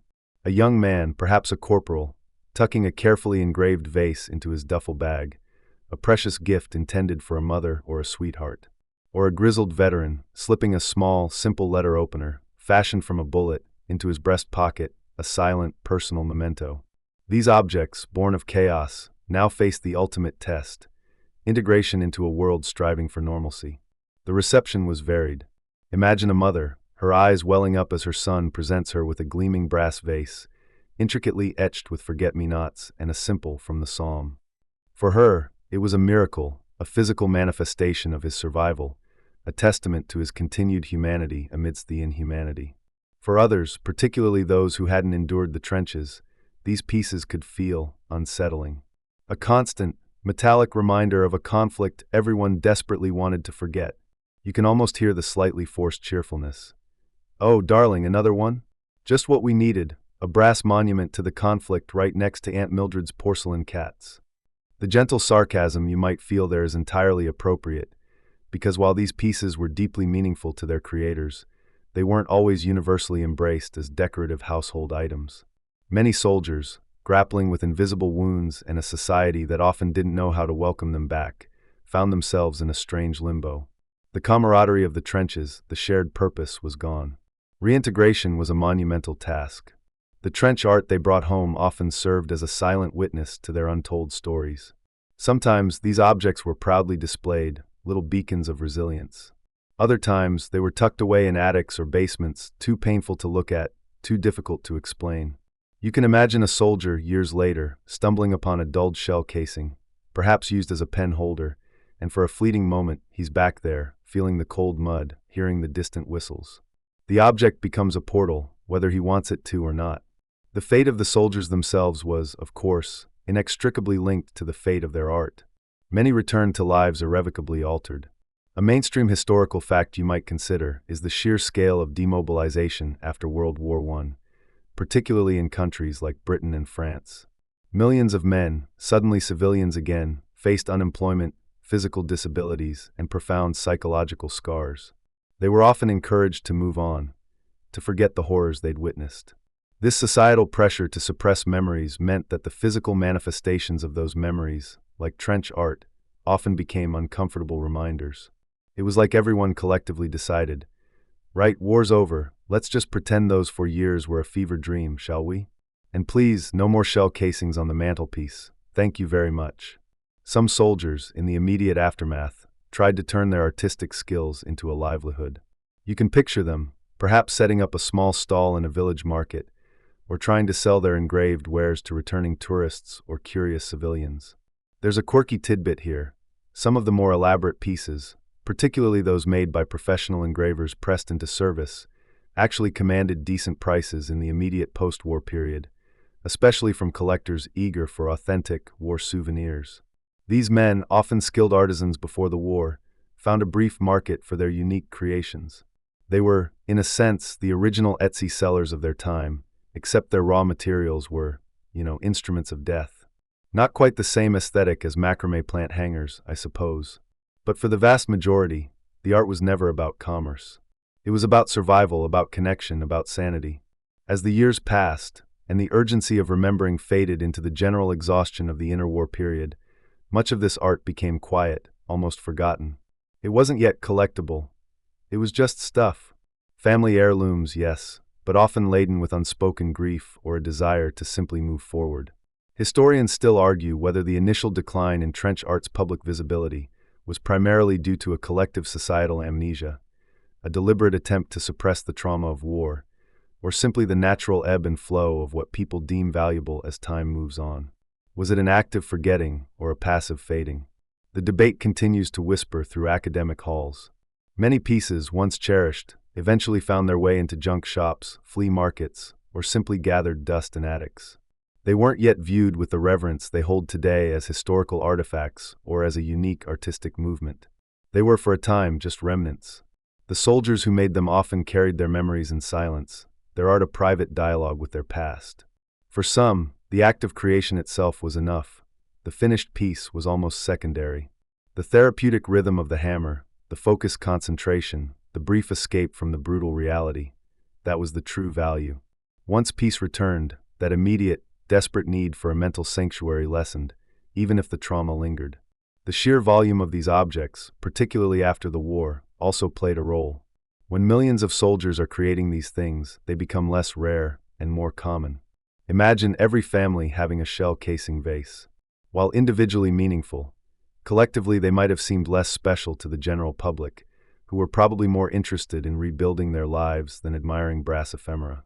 It took time, decades even, for the perspective to shift, for the emotional distance to grow, allowing these quiet creations to be reevaluated not just as souvenirs, but as profound cultural statements and powerful expressions of the human spirit. So, as the world slowly, tentatively, exhaled and tried to return to some semblance of peace, the trench art and its creators embarked on their own quiet journeys. Some pieces remain treasured family heirlooms, passed down through generations, their stories whispered from grandparent to grandchild. Others were forgotten, gathering dust, waiting for a time when their silent narratives would be rediscovered.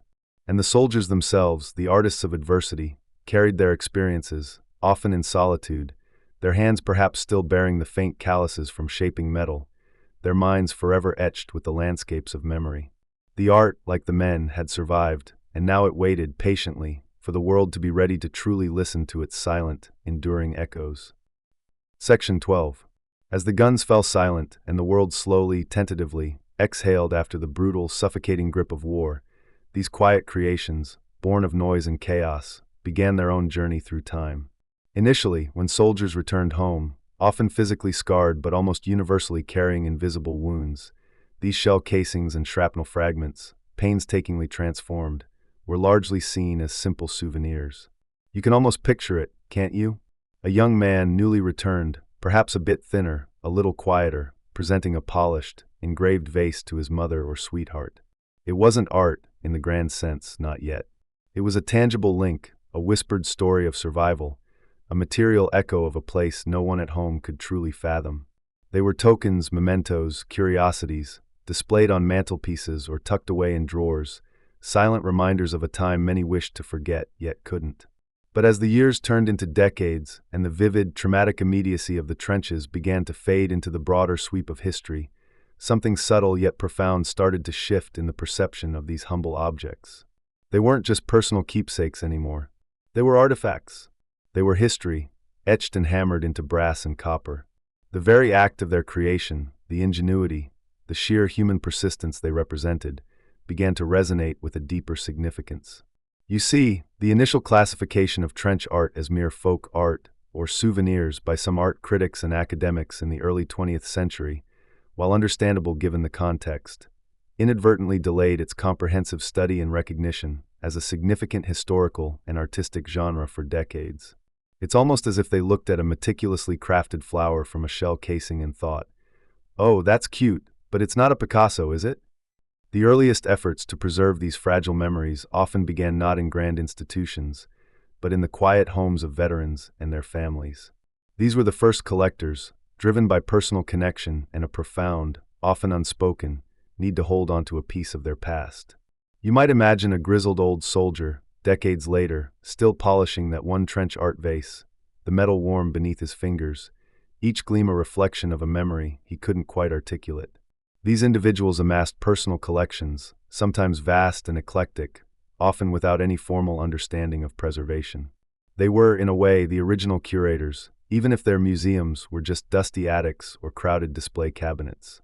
It was a bit like someone today collecting every single variant of a limited edition vinyl record, a passion, a compulsion, a quiet dedication to a specific niche, albeit one born of much, much heavier circumstances.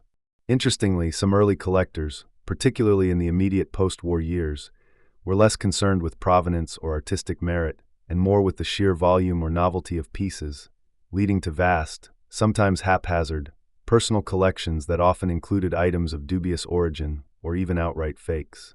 It was a bit like the Wild West of antique collecting, where a discerning eye was less common than an eager wallet.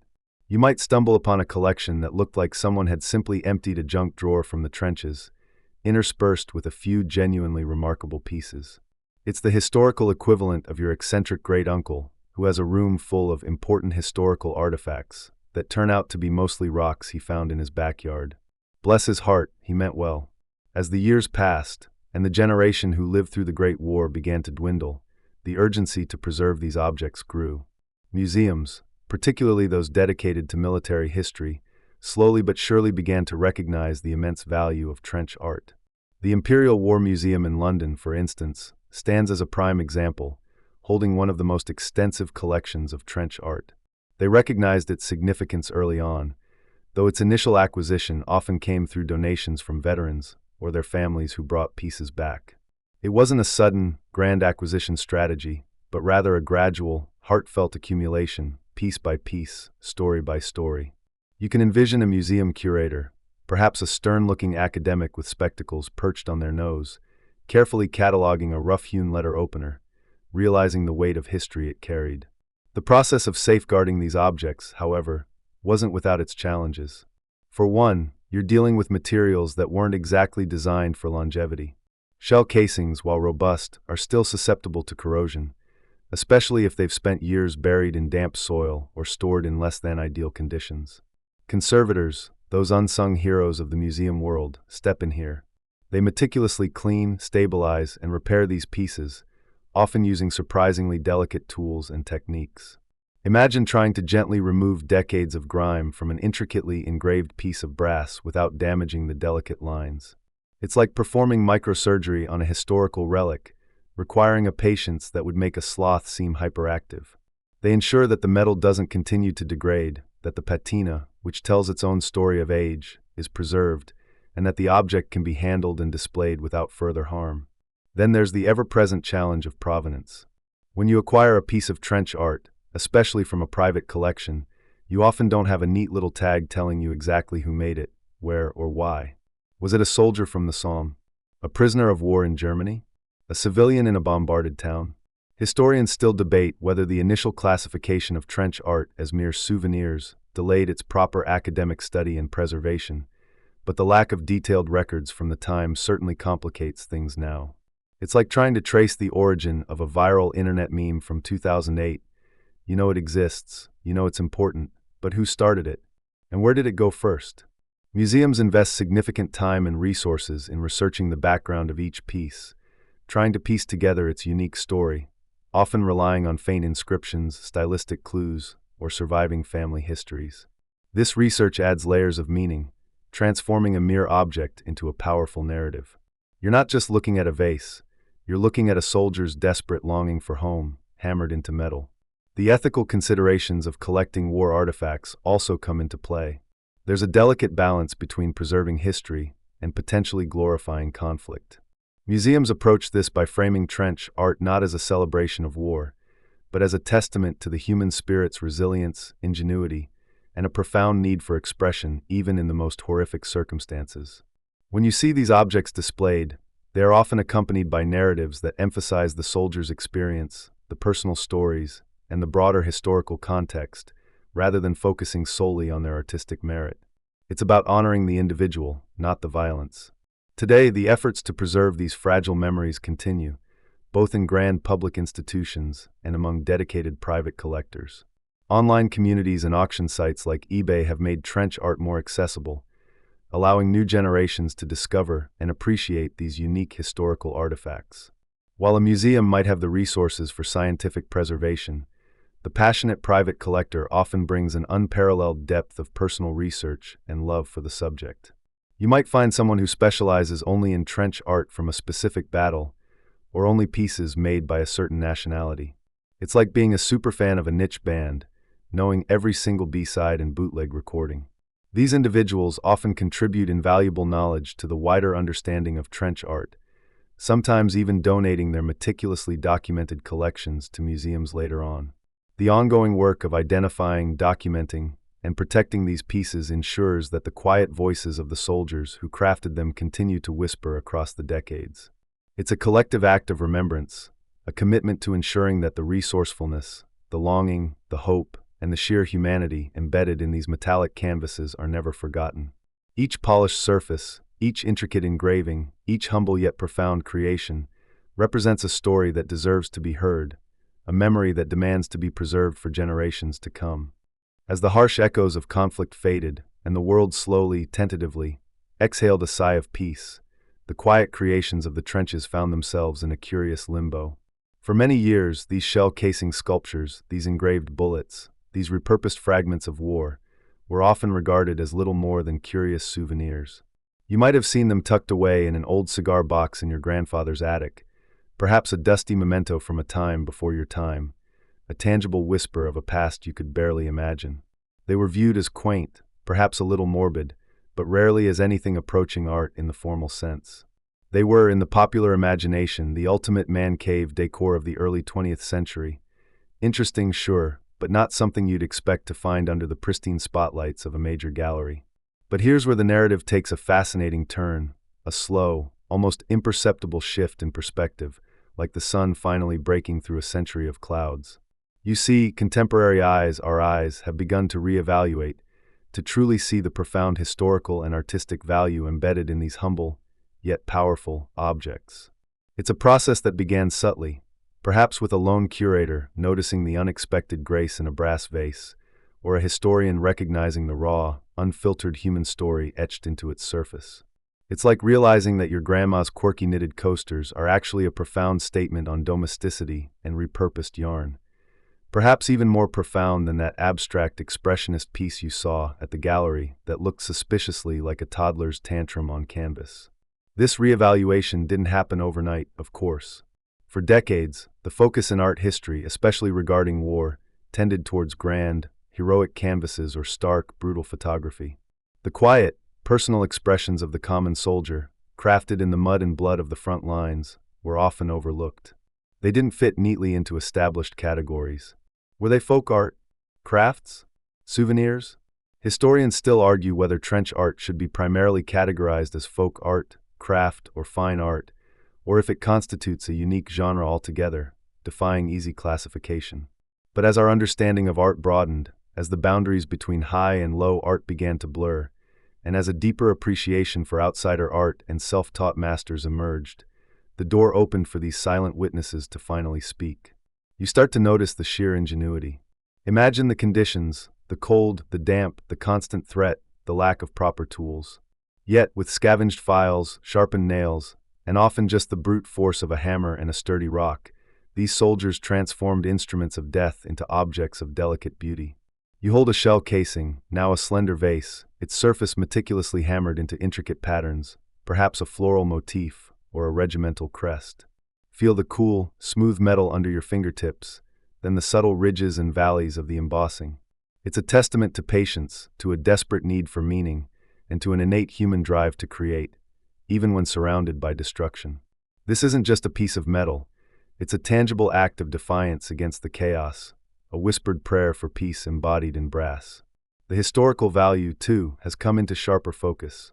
These aren't just pretty objects, they are primary source documents, telling stories that official reports and grand narratives often miss.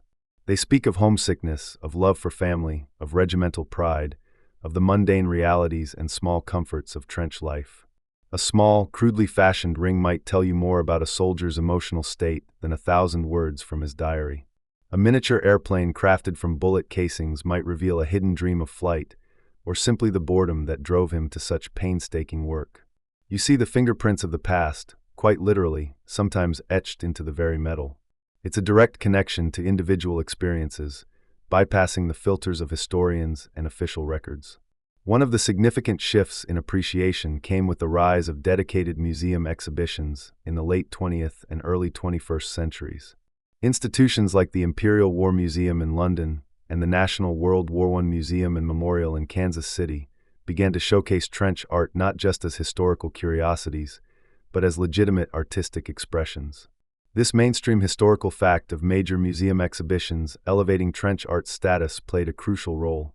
They placed these pieces in context, highlighting the extreme conditions under which they were made, and emphasizing the profound human need they fulfilled. Suddenly, these dusty attic treasures were given the reverence they deserved, inviting thousands of visitors to ponder the quiet resilience of the human spirit. What you're witnessing now is a deeper understanding of the why. Why did they make these? Beyond the simple answer of boredom or souvenirs, you realize it was a form of therapy, a way to reclaim agency in a world utterly devoid of it. The rhythmic tapping of a hammer, the focused concentration on a design, these were meditative acts, small pockets of sanity in an insane world. You can almost hear the gentle clink, clink, clink of metal being shaped, a calming counterpoint to the distant rumble of artillery. It was a way to make something beautiful, something lasting, out of the very instruments of their suffering. And let's be honest, who hasn't tried to turn something mundane into art? My attempt at turning a banana peel into a philosophical statement mostly just resulted in fruit flies and a very confused landlord. Contemporary collectors and enthusiasts also play a vital role in this rediscovery. They scour antique markets, online auctions, and estate sales, rescuing these pieces from obscurity. They research their provenance, sharing stories of the soldiers who made them, and documenting the diverse techniques and styles. You might even find a dedicated section at a flea market, nestled between vintage teacups and slightly creepy dolls, though I'd recommend sticking to the trench art. The dolls tend to stare. These passionate individuals understand that each piece is a unique artifact, a small window into a vast, shared human experience. They appreciate the raw, unpolished beauty that speaks of authenticity, of grit, of survival. And then there are the truly quirky examples that captivate modern eyes. While most trench art involves shell casings, you sometimes discover pieces made from truly unexpected materials. There are instances of soldiers meticulously crafting intricate miniature models of tanks or airplanes, not just from shell fragments, but from salvaged parts of downed aircraft or even melted down lead from bullets. Imagine the dedication required to turn a piece of shrapnel, a symbol of violent destruction, into a tiny, perfectly formed bird or a delicate flower. This quirky or fringe tidbit highlights the extreme resourcefulness and artistic vision that transcended the immediate medium, transforming anything available into a canvas for expression. These aren't just objects, they are whispers of ingenuity from the front lines. Ultimately, the rediscovery of trench art's beauty is a testament to our evolving understanding of history, art, and humanity itself. We are learning to look beyond the surface, to appreciate the stories held within the mundane, and to recognize the profound power of creation in the face of destruction. When you encounter a piece of trench art today, you're not just seeing a relic, you're witnessing a triumph of the human spirit, a quiet act of defiance, and a lasting echo of hope from a time of unimaginable despair. It's a reminder that even in the darkest corners of human experience, beauty, resilience, and the need to create will always find a way to shine through. Section 14. You've heard about the ingenuity, the sheer human drive to create beauty from the battlefield's debris. But now let's tiptoe into the hushed gallery of what we might call the masterpieces of despair. These aren't just shell casings with a few scratches. These are the Mona Lisas of trench art, the Sistine Chapels of salvaged brass. Imagine, if you will, the kind of meticulous dedication that would make a modern-day artisanal coffee brewer blush with envy. Picture, first, a 75mm French artillery shell casing. Not just any casing, mind you, but one that has been transformed into a vase of such exquisite detail it almost defies belief. You run your fingers, metaphorically speaking, over its cool, polished surface. Where once there was a dull, spent brass cylinder, now stands a testament to unimaginable patience. The base, often the thickest part, might be painstakingly fluted, each delicate groove hammered in with precision, giving it the appearance of a classical column. Then, as your gaze ascends, you see the true artistry. Around the body of the vase, a continuous, narrative scene unfolds. Perhaps it's a bucolic landscape, a sharp contrast to the mud and wire outside the dugout. Rolling hills, a tiny village church steeple, even miniature trees, all etched with an almost microscopic hand. Sometimes, these landscapes would be interwoven with regimental crests, or the insignia of an allied nation, a subtle nod to camaraderie forged in the crucible. You might spot a tiny, almost invisible inscription, Verdun 1916, or Somme, July, anchoring the piece to a moment of hellish significance. The etching isn't merely scratched, it's often deep and dimensional, achieved by repeatedly tapping a sharpened nail or a repurposed bayonet tip, slowly removing layers of brass. It's like watching a sculptor carve a mountain with a toothpick. You have to wonder, how many hours, how many days did a soldier spend on just one of these? It makes assembling flat-pack furniture seem like a sprint, and you thought your hobbies required patience. Then there are the pieces that move beyond mere decoration, hinting at a desperate longing for normalcy. Consider the table lamp. Yes, a lamp. A large shell casing, perhaps a German 105mm, would form the sturdy base. But it's not just a base, it's a canvas. The brass would be meticulously hammered or repoussé from the inside, pushing out intricate patterns on the surface. Imagine a repeating motif of oak leaves and acorns, symbols of strength and endurance, or perhaps an entire squadron of biplanes, frozen mid-flight, circling the lamp's circumference. The neck of the lamp, often a smaller caliber casing, might be twisted or spiraled, creating a visually dynamic element, topped with a makeshift shade fashioned from scavenged fabric or even another, wider shell's rim. These lamps, when lit by a flickering candle or a makeshift oil wick, cast dancing shadows that briefly transformed a damp, claustrophobic dugout into something resembling a cozy study. It was a fleeting illusion, of course, but a powerful one. One quirky tidbit, often recounted by collectors, is that some soldiers would meticulously polish these brass pieces using anything available, from fine grit sand to even their own saliva or, less appealingly, animal fat scavenged from rations, just to get that mirror-like shine. Imagine the dedication to that particular polishing technique. Another category of masterpiece involves astonishingly intricate models. We're talking miniature cannons, complete with moving parts, fashioned from several different calibers of casings and shrapnel. Or perhaps a tiny, detailed airplane, its fuselage a slender rifle cartridge, its wings delicate scraps of sheet metal, painstakingly soldered or riveted together. These weren't just toys, they were engineering feats born of necessity and boundless imagination. You can almost hear the tiny clink as a soldier tested a moving part, a sound that must have been a welcome counterpoint to the distant thump of artillery. One of the most impressive examples, though perhaps less common, involved transforming shell casings into working clocks. Yes, clocks. Picture a large artillery shell casing, its base weighted and stable. The body would be carefully cut and filed to create a recess for a small, salvaged clock mechanism, perhaps from a broken pocket watch or a discarded piece of equipment. The brass face would then be engraved with Roman numerals, or sometimes even delicate floral patterns, all rendered with astonishing precision. The hands, often fashioned from thin strips of metal, would tick away the precious, agonizing minutes, a stark reminder of time's relentless march, even in the timeless horror of the trenches. Historians still argue whether the creation of such complex, time-consuming pieces was primarily a therapeutic escape, a desperate attempt to maintain a sense of control, or if a rudimentary commission system emerged, with officers or more affluent soldiers paying for these elaborate creations with extra rations or tobacco. It's a fascinating debate, isn't it? Was it art for art's sake, or art for a bit of extra tea? The sheer level of skill on display in these masterpieces is truly humbling. Many of these soldiers had no prior artistic training. They were farmers, factory workers, clerks, suddenly thrust into a world of violence, and yet, they found within themselves the capacity for such delicate, detailed work. Think about it, trying to engrave a perfect circle on a curved brass surface with improvised tools, in poor light, often with the constant threat of shelling or gas attacks. It's a bit like trying to perform open-heart surgery in a bouncy castle during an earthquake. The fact that they achieved anything at all is remarkable. That they created objects of such refined beauty is nothing short of miraculous. Consider the marriage of materials.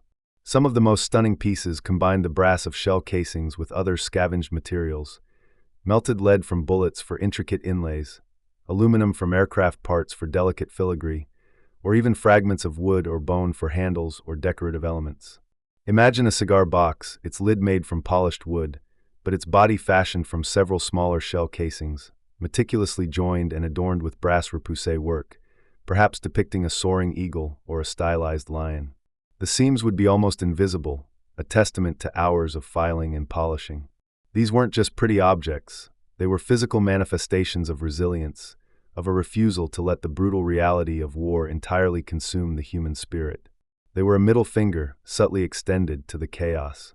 While the mainstream historical fact is that trench art became a recognized genre after the Great War, with many pieces entering private collections and museums, the pieces we're discussing now represent the absolute zenith of that craft.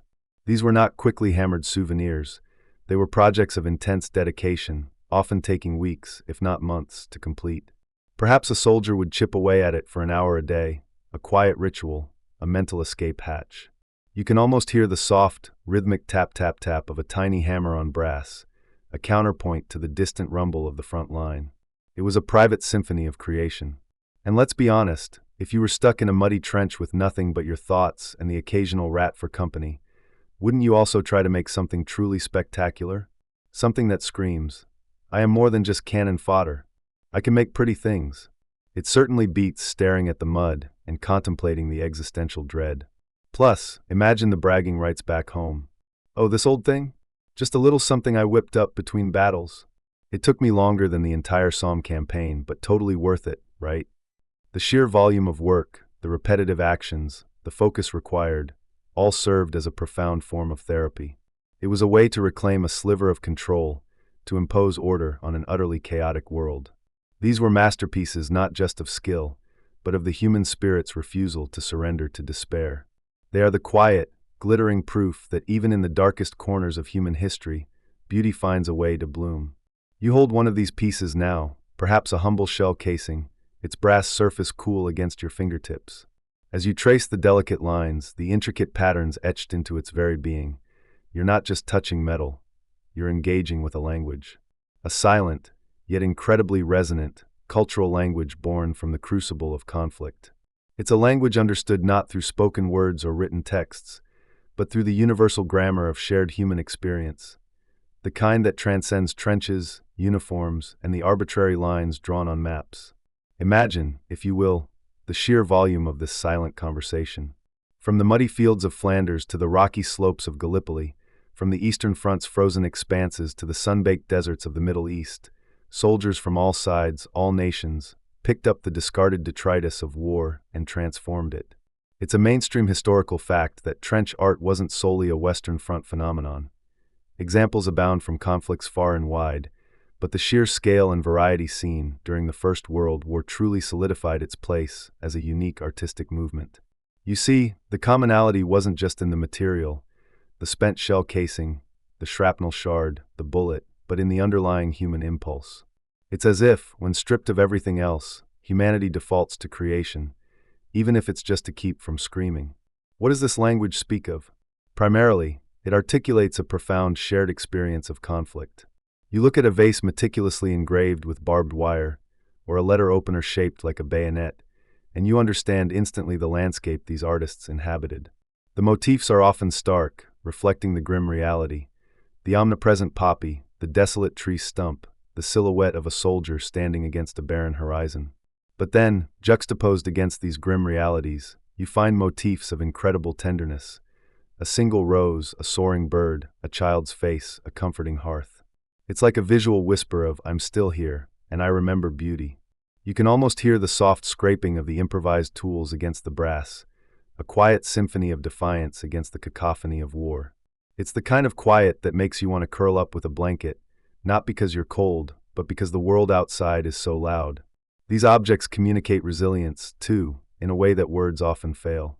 They are testaments to the indomitable human spirit, a stubborn refusal to be entirely consumed by despair.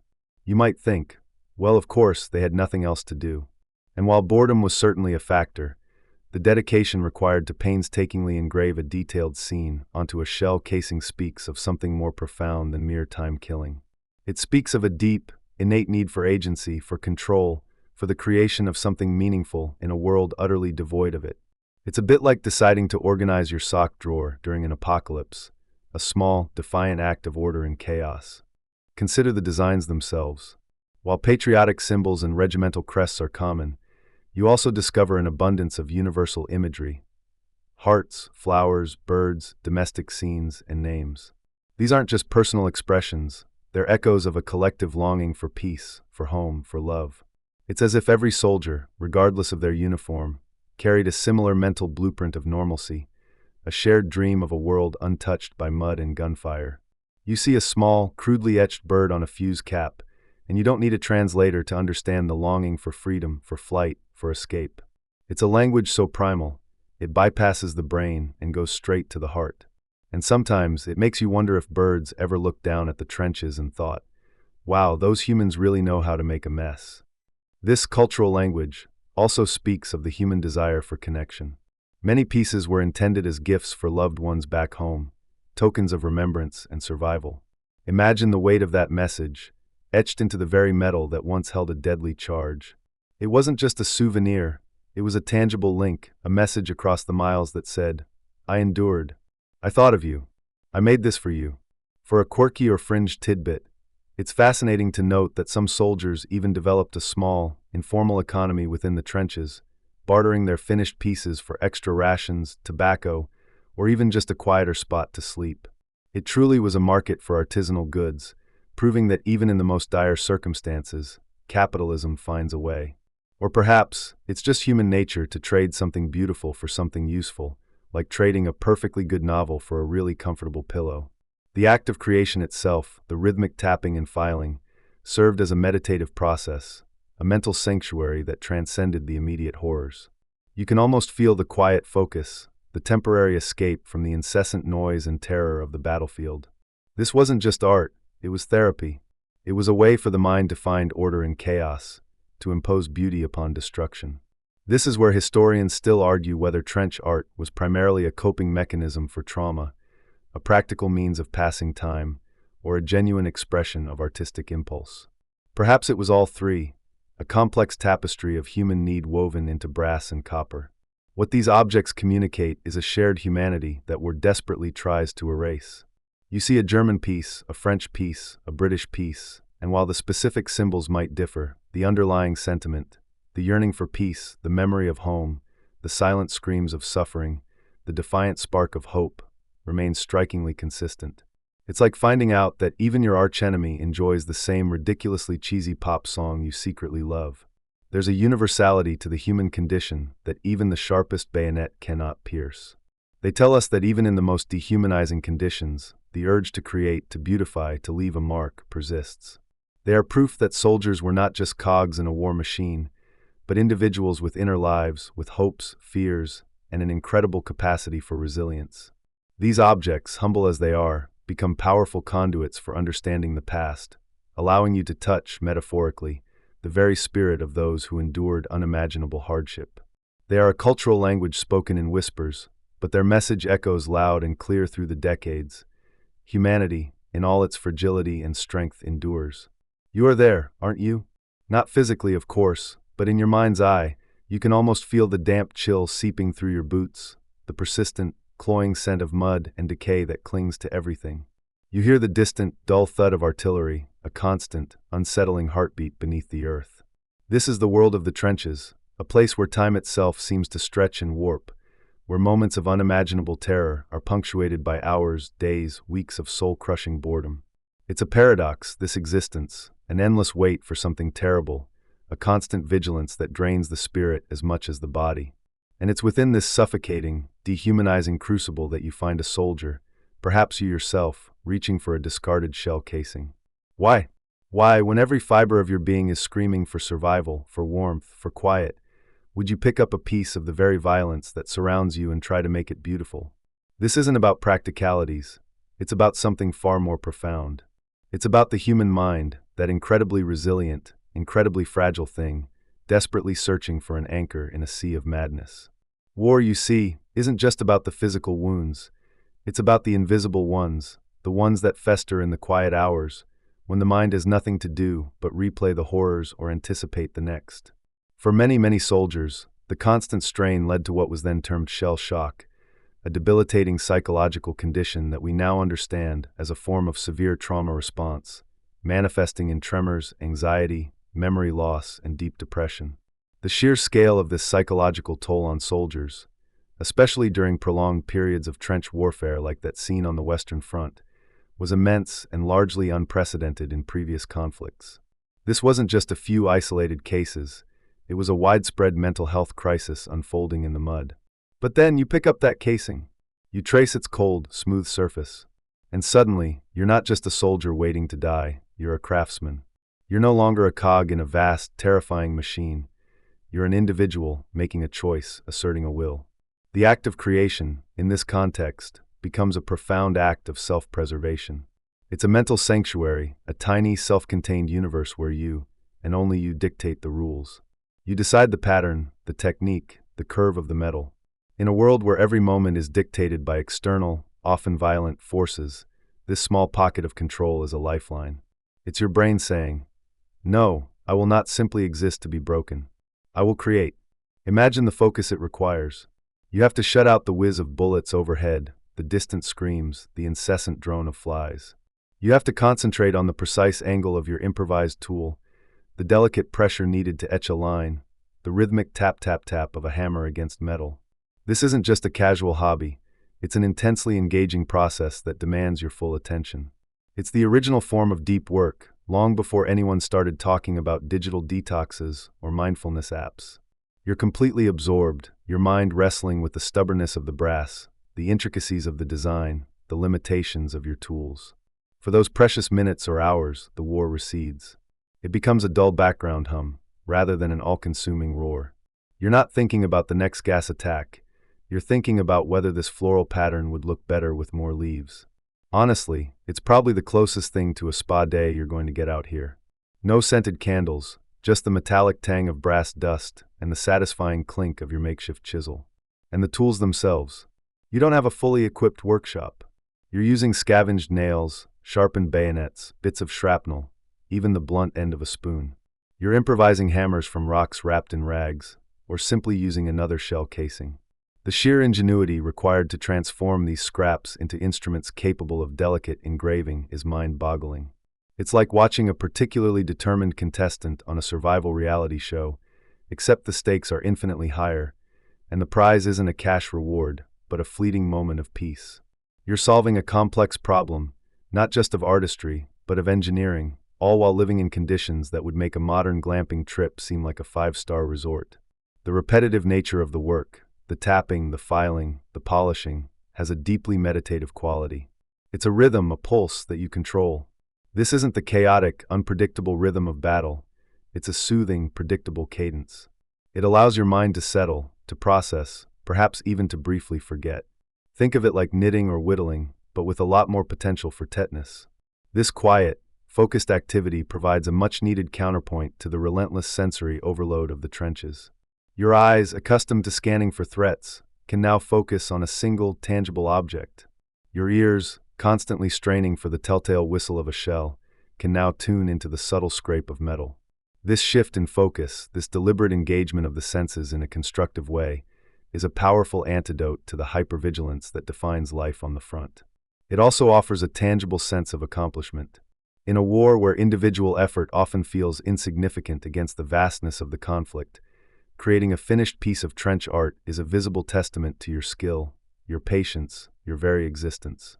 You hold it in your hand, a heavy, polished cylinder, and you think, I made this. I brought beauty into this ugliness. It's a small victory, yes, but in a world of constant defeats and losses, these small victories are everything. It's like finally finishing that ridiculously long to-do list, except instead of by milk, it was survive another day and etch a rose onto a piece of shrapnel.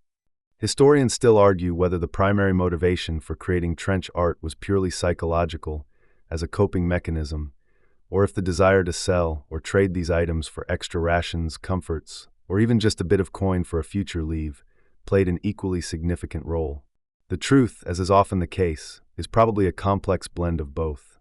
But even if there was an economic incentive, the act of creation itself, the mental space it provided, remained invaluable. Whether you were hoping to swap that intricately engraved vase for a better cigarette ration or send it home to a worried mother, the time spent making it was a reprieve, a mental vacation. Consider the emotional processing that must have happened during these quiet moments of creation. Perhaps, as you etched a bird in flight, your mind drifted to the open skies you longed for, far from the claustrophobia of the dugout. As you polished a shell casing until it gleamed, you might have imagined the clean, orderly home you hoped to return to. These objects became proxies for unexpressed emotions, silent communicators of longing, fear, and hope. They were therapy sessions disguised as craft projects. You couldn't talk about the unspeakable horrors you'd witnessed, not really, not in a way that anyone who hadn't been there could understand. But you could pour that raw emotion, that desperate yearning for normalcy, into the cold, hard metal. It's a curious human trait, isn't it? This innate drive to create, even under the most dire circumstances. It speaks to a fundamental need for meaning, for beauty, for connection. And these pieces of trench art, these quiet, forgotten folk objects, are a testament to that enduring human spirit. They are not just historical artifacts. They are tangible evidence of resilience, of the mind's incredible capacity to find light in the deepest darkness. They whisper stories of sanity preserved, of moments of peace snatched from the jaws of war. One tap, one etch, one polish at a time.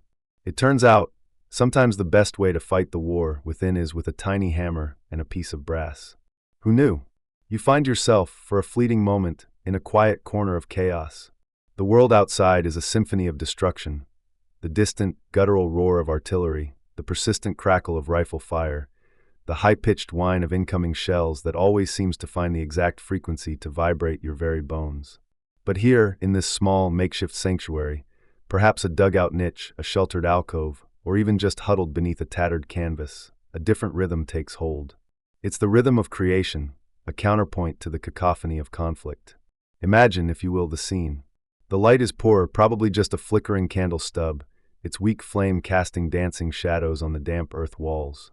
You're hunched over, your brow furrowed in concentration, your breath perhaps a little shallow with the effort. In your hand, you hold a spent shell casing, its brass still bearing the faint scent of gunpowder, a morbid souvenir of a moment of violence. But in your mind, it's already something else entirely, a canvas, a vessel, a promise. Then you pick up the tool. It's not a precision instrument from a modern workshop, no, nothing so fancy. It might be a sharpened nail, salvaged from a collapsed trench support, or a piece of shrapnel carefully ground down, or even the honed tip of a bayonet. And with this crude implement, held with surprising delicacy, you begin. Tap, tap, tap. A soft, rhythmic sound, almost imperceptible against the distant rumble. It's the meditative hammer, or perhaps more accurately, the meditative tap of your improvised chisel. You feel the cool, unforgiving metal beneath your fingers, the slight vibration as each tiny strike sends a ripple through the brass. Your focus narrows, encompassing only the small, intricate world unfolding on the shell casing. The harsh reality of the trenches, the gnawing fear, the pervasive damp and cold, it all recedes, pushed back by the singular, absorbing task at hand. It's a strange kind of magic, isn't it? To find such deep absorption, such quietude, in a place designed for anything but. The process is slow, painstaking. You're not just scratching the surface, you're coaxing out a design, an image, a memory. Perhaps it's a delicate floral pattern, a swirling vine, or maybe the name of a loved one, etched with a care that belies the brutal circumstances. Each tap is deliberate, each stroke precise. You might be using a small stone as a hammer, or even the butt of your rifle, gently tapping the back of your engraving tool. The sound is barely audible, a whisper of industry in a world of shouts. This isn't just a physical act, it's a profound mental escape. As your hands work, your mind drifts. You're not here, in the mud and the despair. You're back home, in a sunlit garden, or sitting by a warm hearth, or walking hand in hand with someone dear. The repetitive motion, the intense focus required to make those tiny, perfect lines, lulls your brain into a state akin to meditation. It's a deliberate act of mindfulness, long before that term became a wellness buzzword. No fancy art studio with mood lighting, just a damp dugout and the ever-present aroma of, well, let's just say, eau de trench. You scrape, you file, you polish. The metallic dust falls away, glinting faintly in the weak light. Imagine, if you will, the ingenuity. Some soldiers, lacking fine abrasives, would even mix the fine metallic dust from their filing with a bit of water, or less glamorously, their own saliva, to create a crude yet effective polishing paste. A true bespoke finish, if ever there was one. It's a testament to the fact that necessity truly is the mother of invention, even when that invention is a surprisingly effective spit-and-shine technique for shell casings. The sheer resourcefulness required is astounding. It's a mainstream historical fact that many of these artisans, lacking specialized tools, would repurpose items like bayonets, sharpened nails, or even the tips of their own trench knives as engraving implements. Think of it, the very instruments of war becoming the brushes of peace, even if only for a moment. Forget your ergonomic power tools. These guys were basically MacGyvering a jeweler's bench out of what was essentially very violent scrap metal. It's almost comically ironic, isn't it? Using a weapon to create beauty. As the hours tick by, or perhaps just minutes, time loses all meaning in the trenches. The design slowly emerges from the dull brass. You might pause, holding the piece up to the candle, turning it this way and that, admiring the way the light catches the newly etched lines. A small sigh escapes your lips, a breath you didn't realize you were holding. It's a moment of pure satisfaction, a rare commodity in this environment. This quiet, rhythmic process wasn't just a hobby, it was a lifeline. It allowed soldiers to reclaim a piece of their humanity, to assert control over something, anything, in a world where control was an illusion. The act of creation became a mental sanctuary, a private space where the relentless trauma of war could be temporarily shut out. You weren't a soldier anymore. You were an artisan, a craftsman, a creator. You were someone with purpose beyond survival. And here's where historians still argue whether the profound meditative quality of this work was a primary driver, or simply a beneficial byproduct of a more pragmatic desire to create a valuable souvenir or a small item for trade. Was it therapy or was it commerce? Perhaps, like most things in life, it was a complex blend of both. But I suspect, for many, the sheer mental respite was currency enough. And while some might suggest they were just trying to earn a few extra francs for a pint, I suspect the real currency was a few minutes of not thinking about, being shelled. The sustained concentration required to engrave a detailed pattern, to manipulate a piece of stubborn metal into a delicate form, demands a singular focus that leaves no room for intrusive thoughts of fear or despair. It's like a form of self-hypnosis, where the tapping of the hammer, the scraping of the file, becomes a mantra, guiding the mind away from the horrors of the present. You are completely absorbed, lost in the intricate dance of hand and metal, a universe contained within a spent shell casing. Consider the contrast. Outside, the earth trembles with explosions. Inside, your hands are steady, precise, shaping something beautiful. Outside, the air is thick with smoke and the metallic tang of blood. Inside, you might smell the faint, comforting scent of the metal itself, or the beeswax you're using to polish the finished piece. This contrast isn't just physical. It's a profound psychological shift, a deliberate act of turning inward, of finding calm amidst the storm. You might even find yourself humming a quiet tune, a half-forgotten melody from home, as you work. The rhythmic sound of your tools provides the percussion, and your mind supplies the melody. It's a fleeting moment of peace, a tiny island of sanity in an ocean of madness. And when you finally lay down your tools, perhaps as the candle sputters and dies, you don't just have a finished piece of art. You have a renewed sense of self, a brief reprieve from the unrelenting pressure. The meditative hammer, then, wasn't just a tool, it was a conduit for memory, for hope, for a desperate need to create rather than destroy.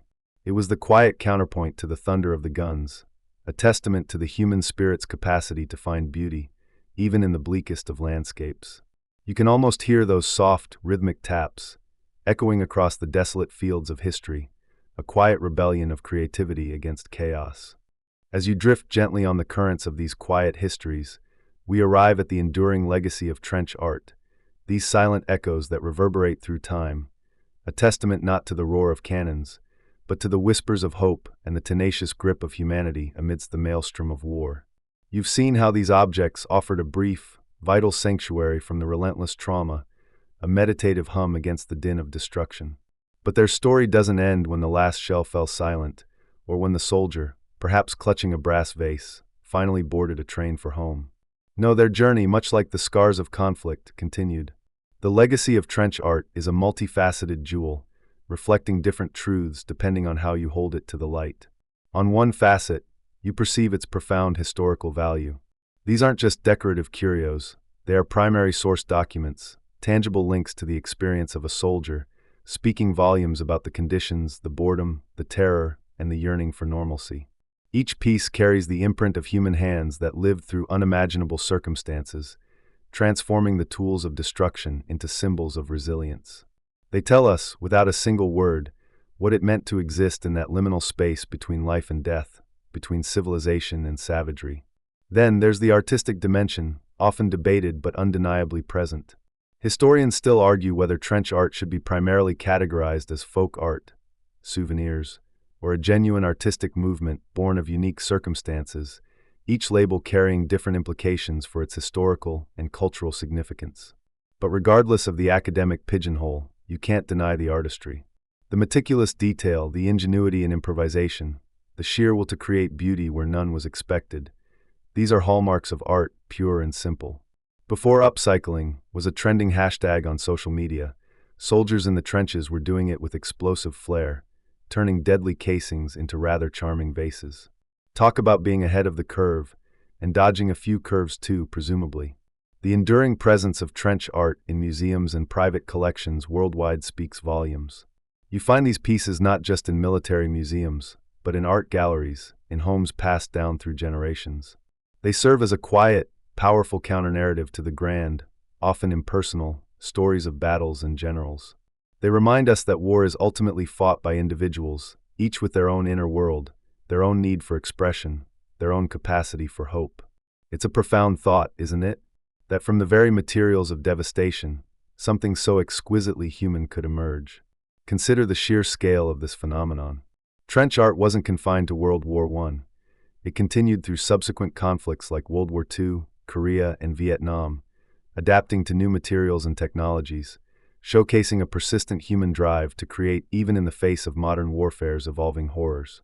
It became a global phenomenon, not just a European one, with soldiers from every participating nation engaging in this quiet, subversive act of creation. Imagine explaining your new career path to your family after the war. Yes, mother, I've transitioned from dodging bullets to embossing brass. It's a niche market, but the hours are surprisingly flexible, especially when the shelling stops. This quiet persistence is a testament to resilience. It suggests that even when confronted with the most dehumanizing conditions, the human spirit instinctively seeks to affirm its own existence, to leave a mark that isn't one of destruction but of creation. It's a refusal to be merely a cog in the war machine, a defiance against the notion that one's identity can be wholly consumed by conflict. You can almost hear a modern art critic, stroking their chin contemplatively in a gallery, declare, "Ah, yes, the raw, unpolished defiance of the industrial age, juxtaposed with the fragile hope of domesticity." Clearly, the artist was working through some issues. And you'd think, yep, like surviving the Western Front. Beyond the aesthetic and historical, there's a deeply personal legacy. For many families, these objects were, and remain, tangible connections to loved ones who served, perhaps never returning, or returning forever changed. They are not just mementos, they are silent storytellers, whispering tales of courage, longing, and the profound human desire to connect across vast distances and unfathomable experiences. They represent the soldier's attempt to bridge the abyss between the front line and the home front, a desperate plea for normalcy and remembrance. It's a peculiar, almost fringe tidbit, but some particularly ingenious soldiers, after the war, actually tried to set up small businesses selling their trenchware, often struggling to find a market for objects so deeply tied to a traumatic past. One famous example is a soldier who crafted miniature airplanes from shell fragments, selling them to tourists visiting battlefields, a poignant, if somewhat macabre, entrepreneurial venture. It speaks to the deep connection these individuals felt to their craft, even after the war's end. Ultimately, the enduring legacy of trench art is a profound one. It teaches us about the extraordinary capacity of the human spirit to find beauty in desolation, to forge hope from despair, and to assert humanity in the face of its brutal opposite. It reminds us that even in the most destructive of human endeavors, there remains a spark of creation, a yearning for peace, and an unbreakable connection to the quiet, domestic rhythms of life that war temporarily obliterates but can never truly extinguish. These unassuming objects, born of violence, stand as eternal monuments to the resilience of the human heart, silently testifying that even in the darkest trenches, the light of creativity and hope can never be fully extinguished. They are more than just art. They are survival made manifest, peace hammered into metal, and humanity etched forever into the very fabric of conflict. As the echoes of these stories begin to soften and fade, let your mind gently release the images of the trenches, the glint of brass, the rhythmic tap of the hammer. Feel the quietness settle around you, a blanket woven from history and the calm assurance that even in the loudest moments of human discord, there always exists a space for creation, for beauty, for the gentle assertion of what it means to be truly human. Allow your thoughts to slow like a long, deep breath, expanding and then softly releasing. The weight of the world, the distant echoes of past conflicts, they can all recede now, becoming merely whispers on the edge of your awareness. There is only this moment, this quiet stillness, this gentle descent into rest. Feel your body relax, from the tips of your toes to the crown of your head, as though you are a leaf floating on a serene, still pond, drifting effortlessly towards the shore of deep, restorative sleep. Let the final vestiges of the day's thoughts, like the last embers of a campfire, slowly dim, leaving behind only warmth and a profound sense of peace.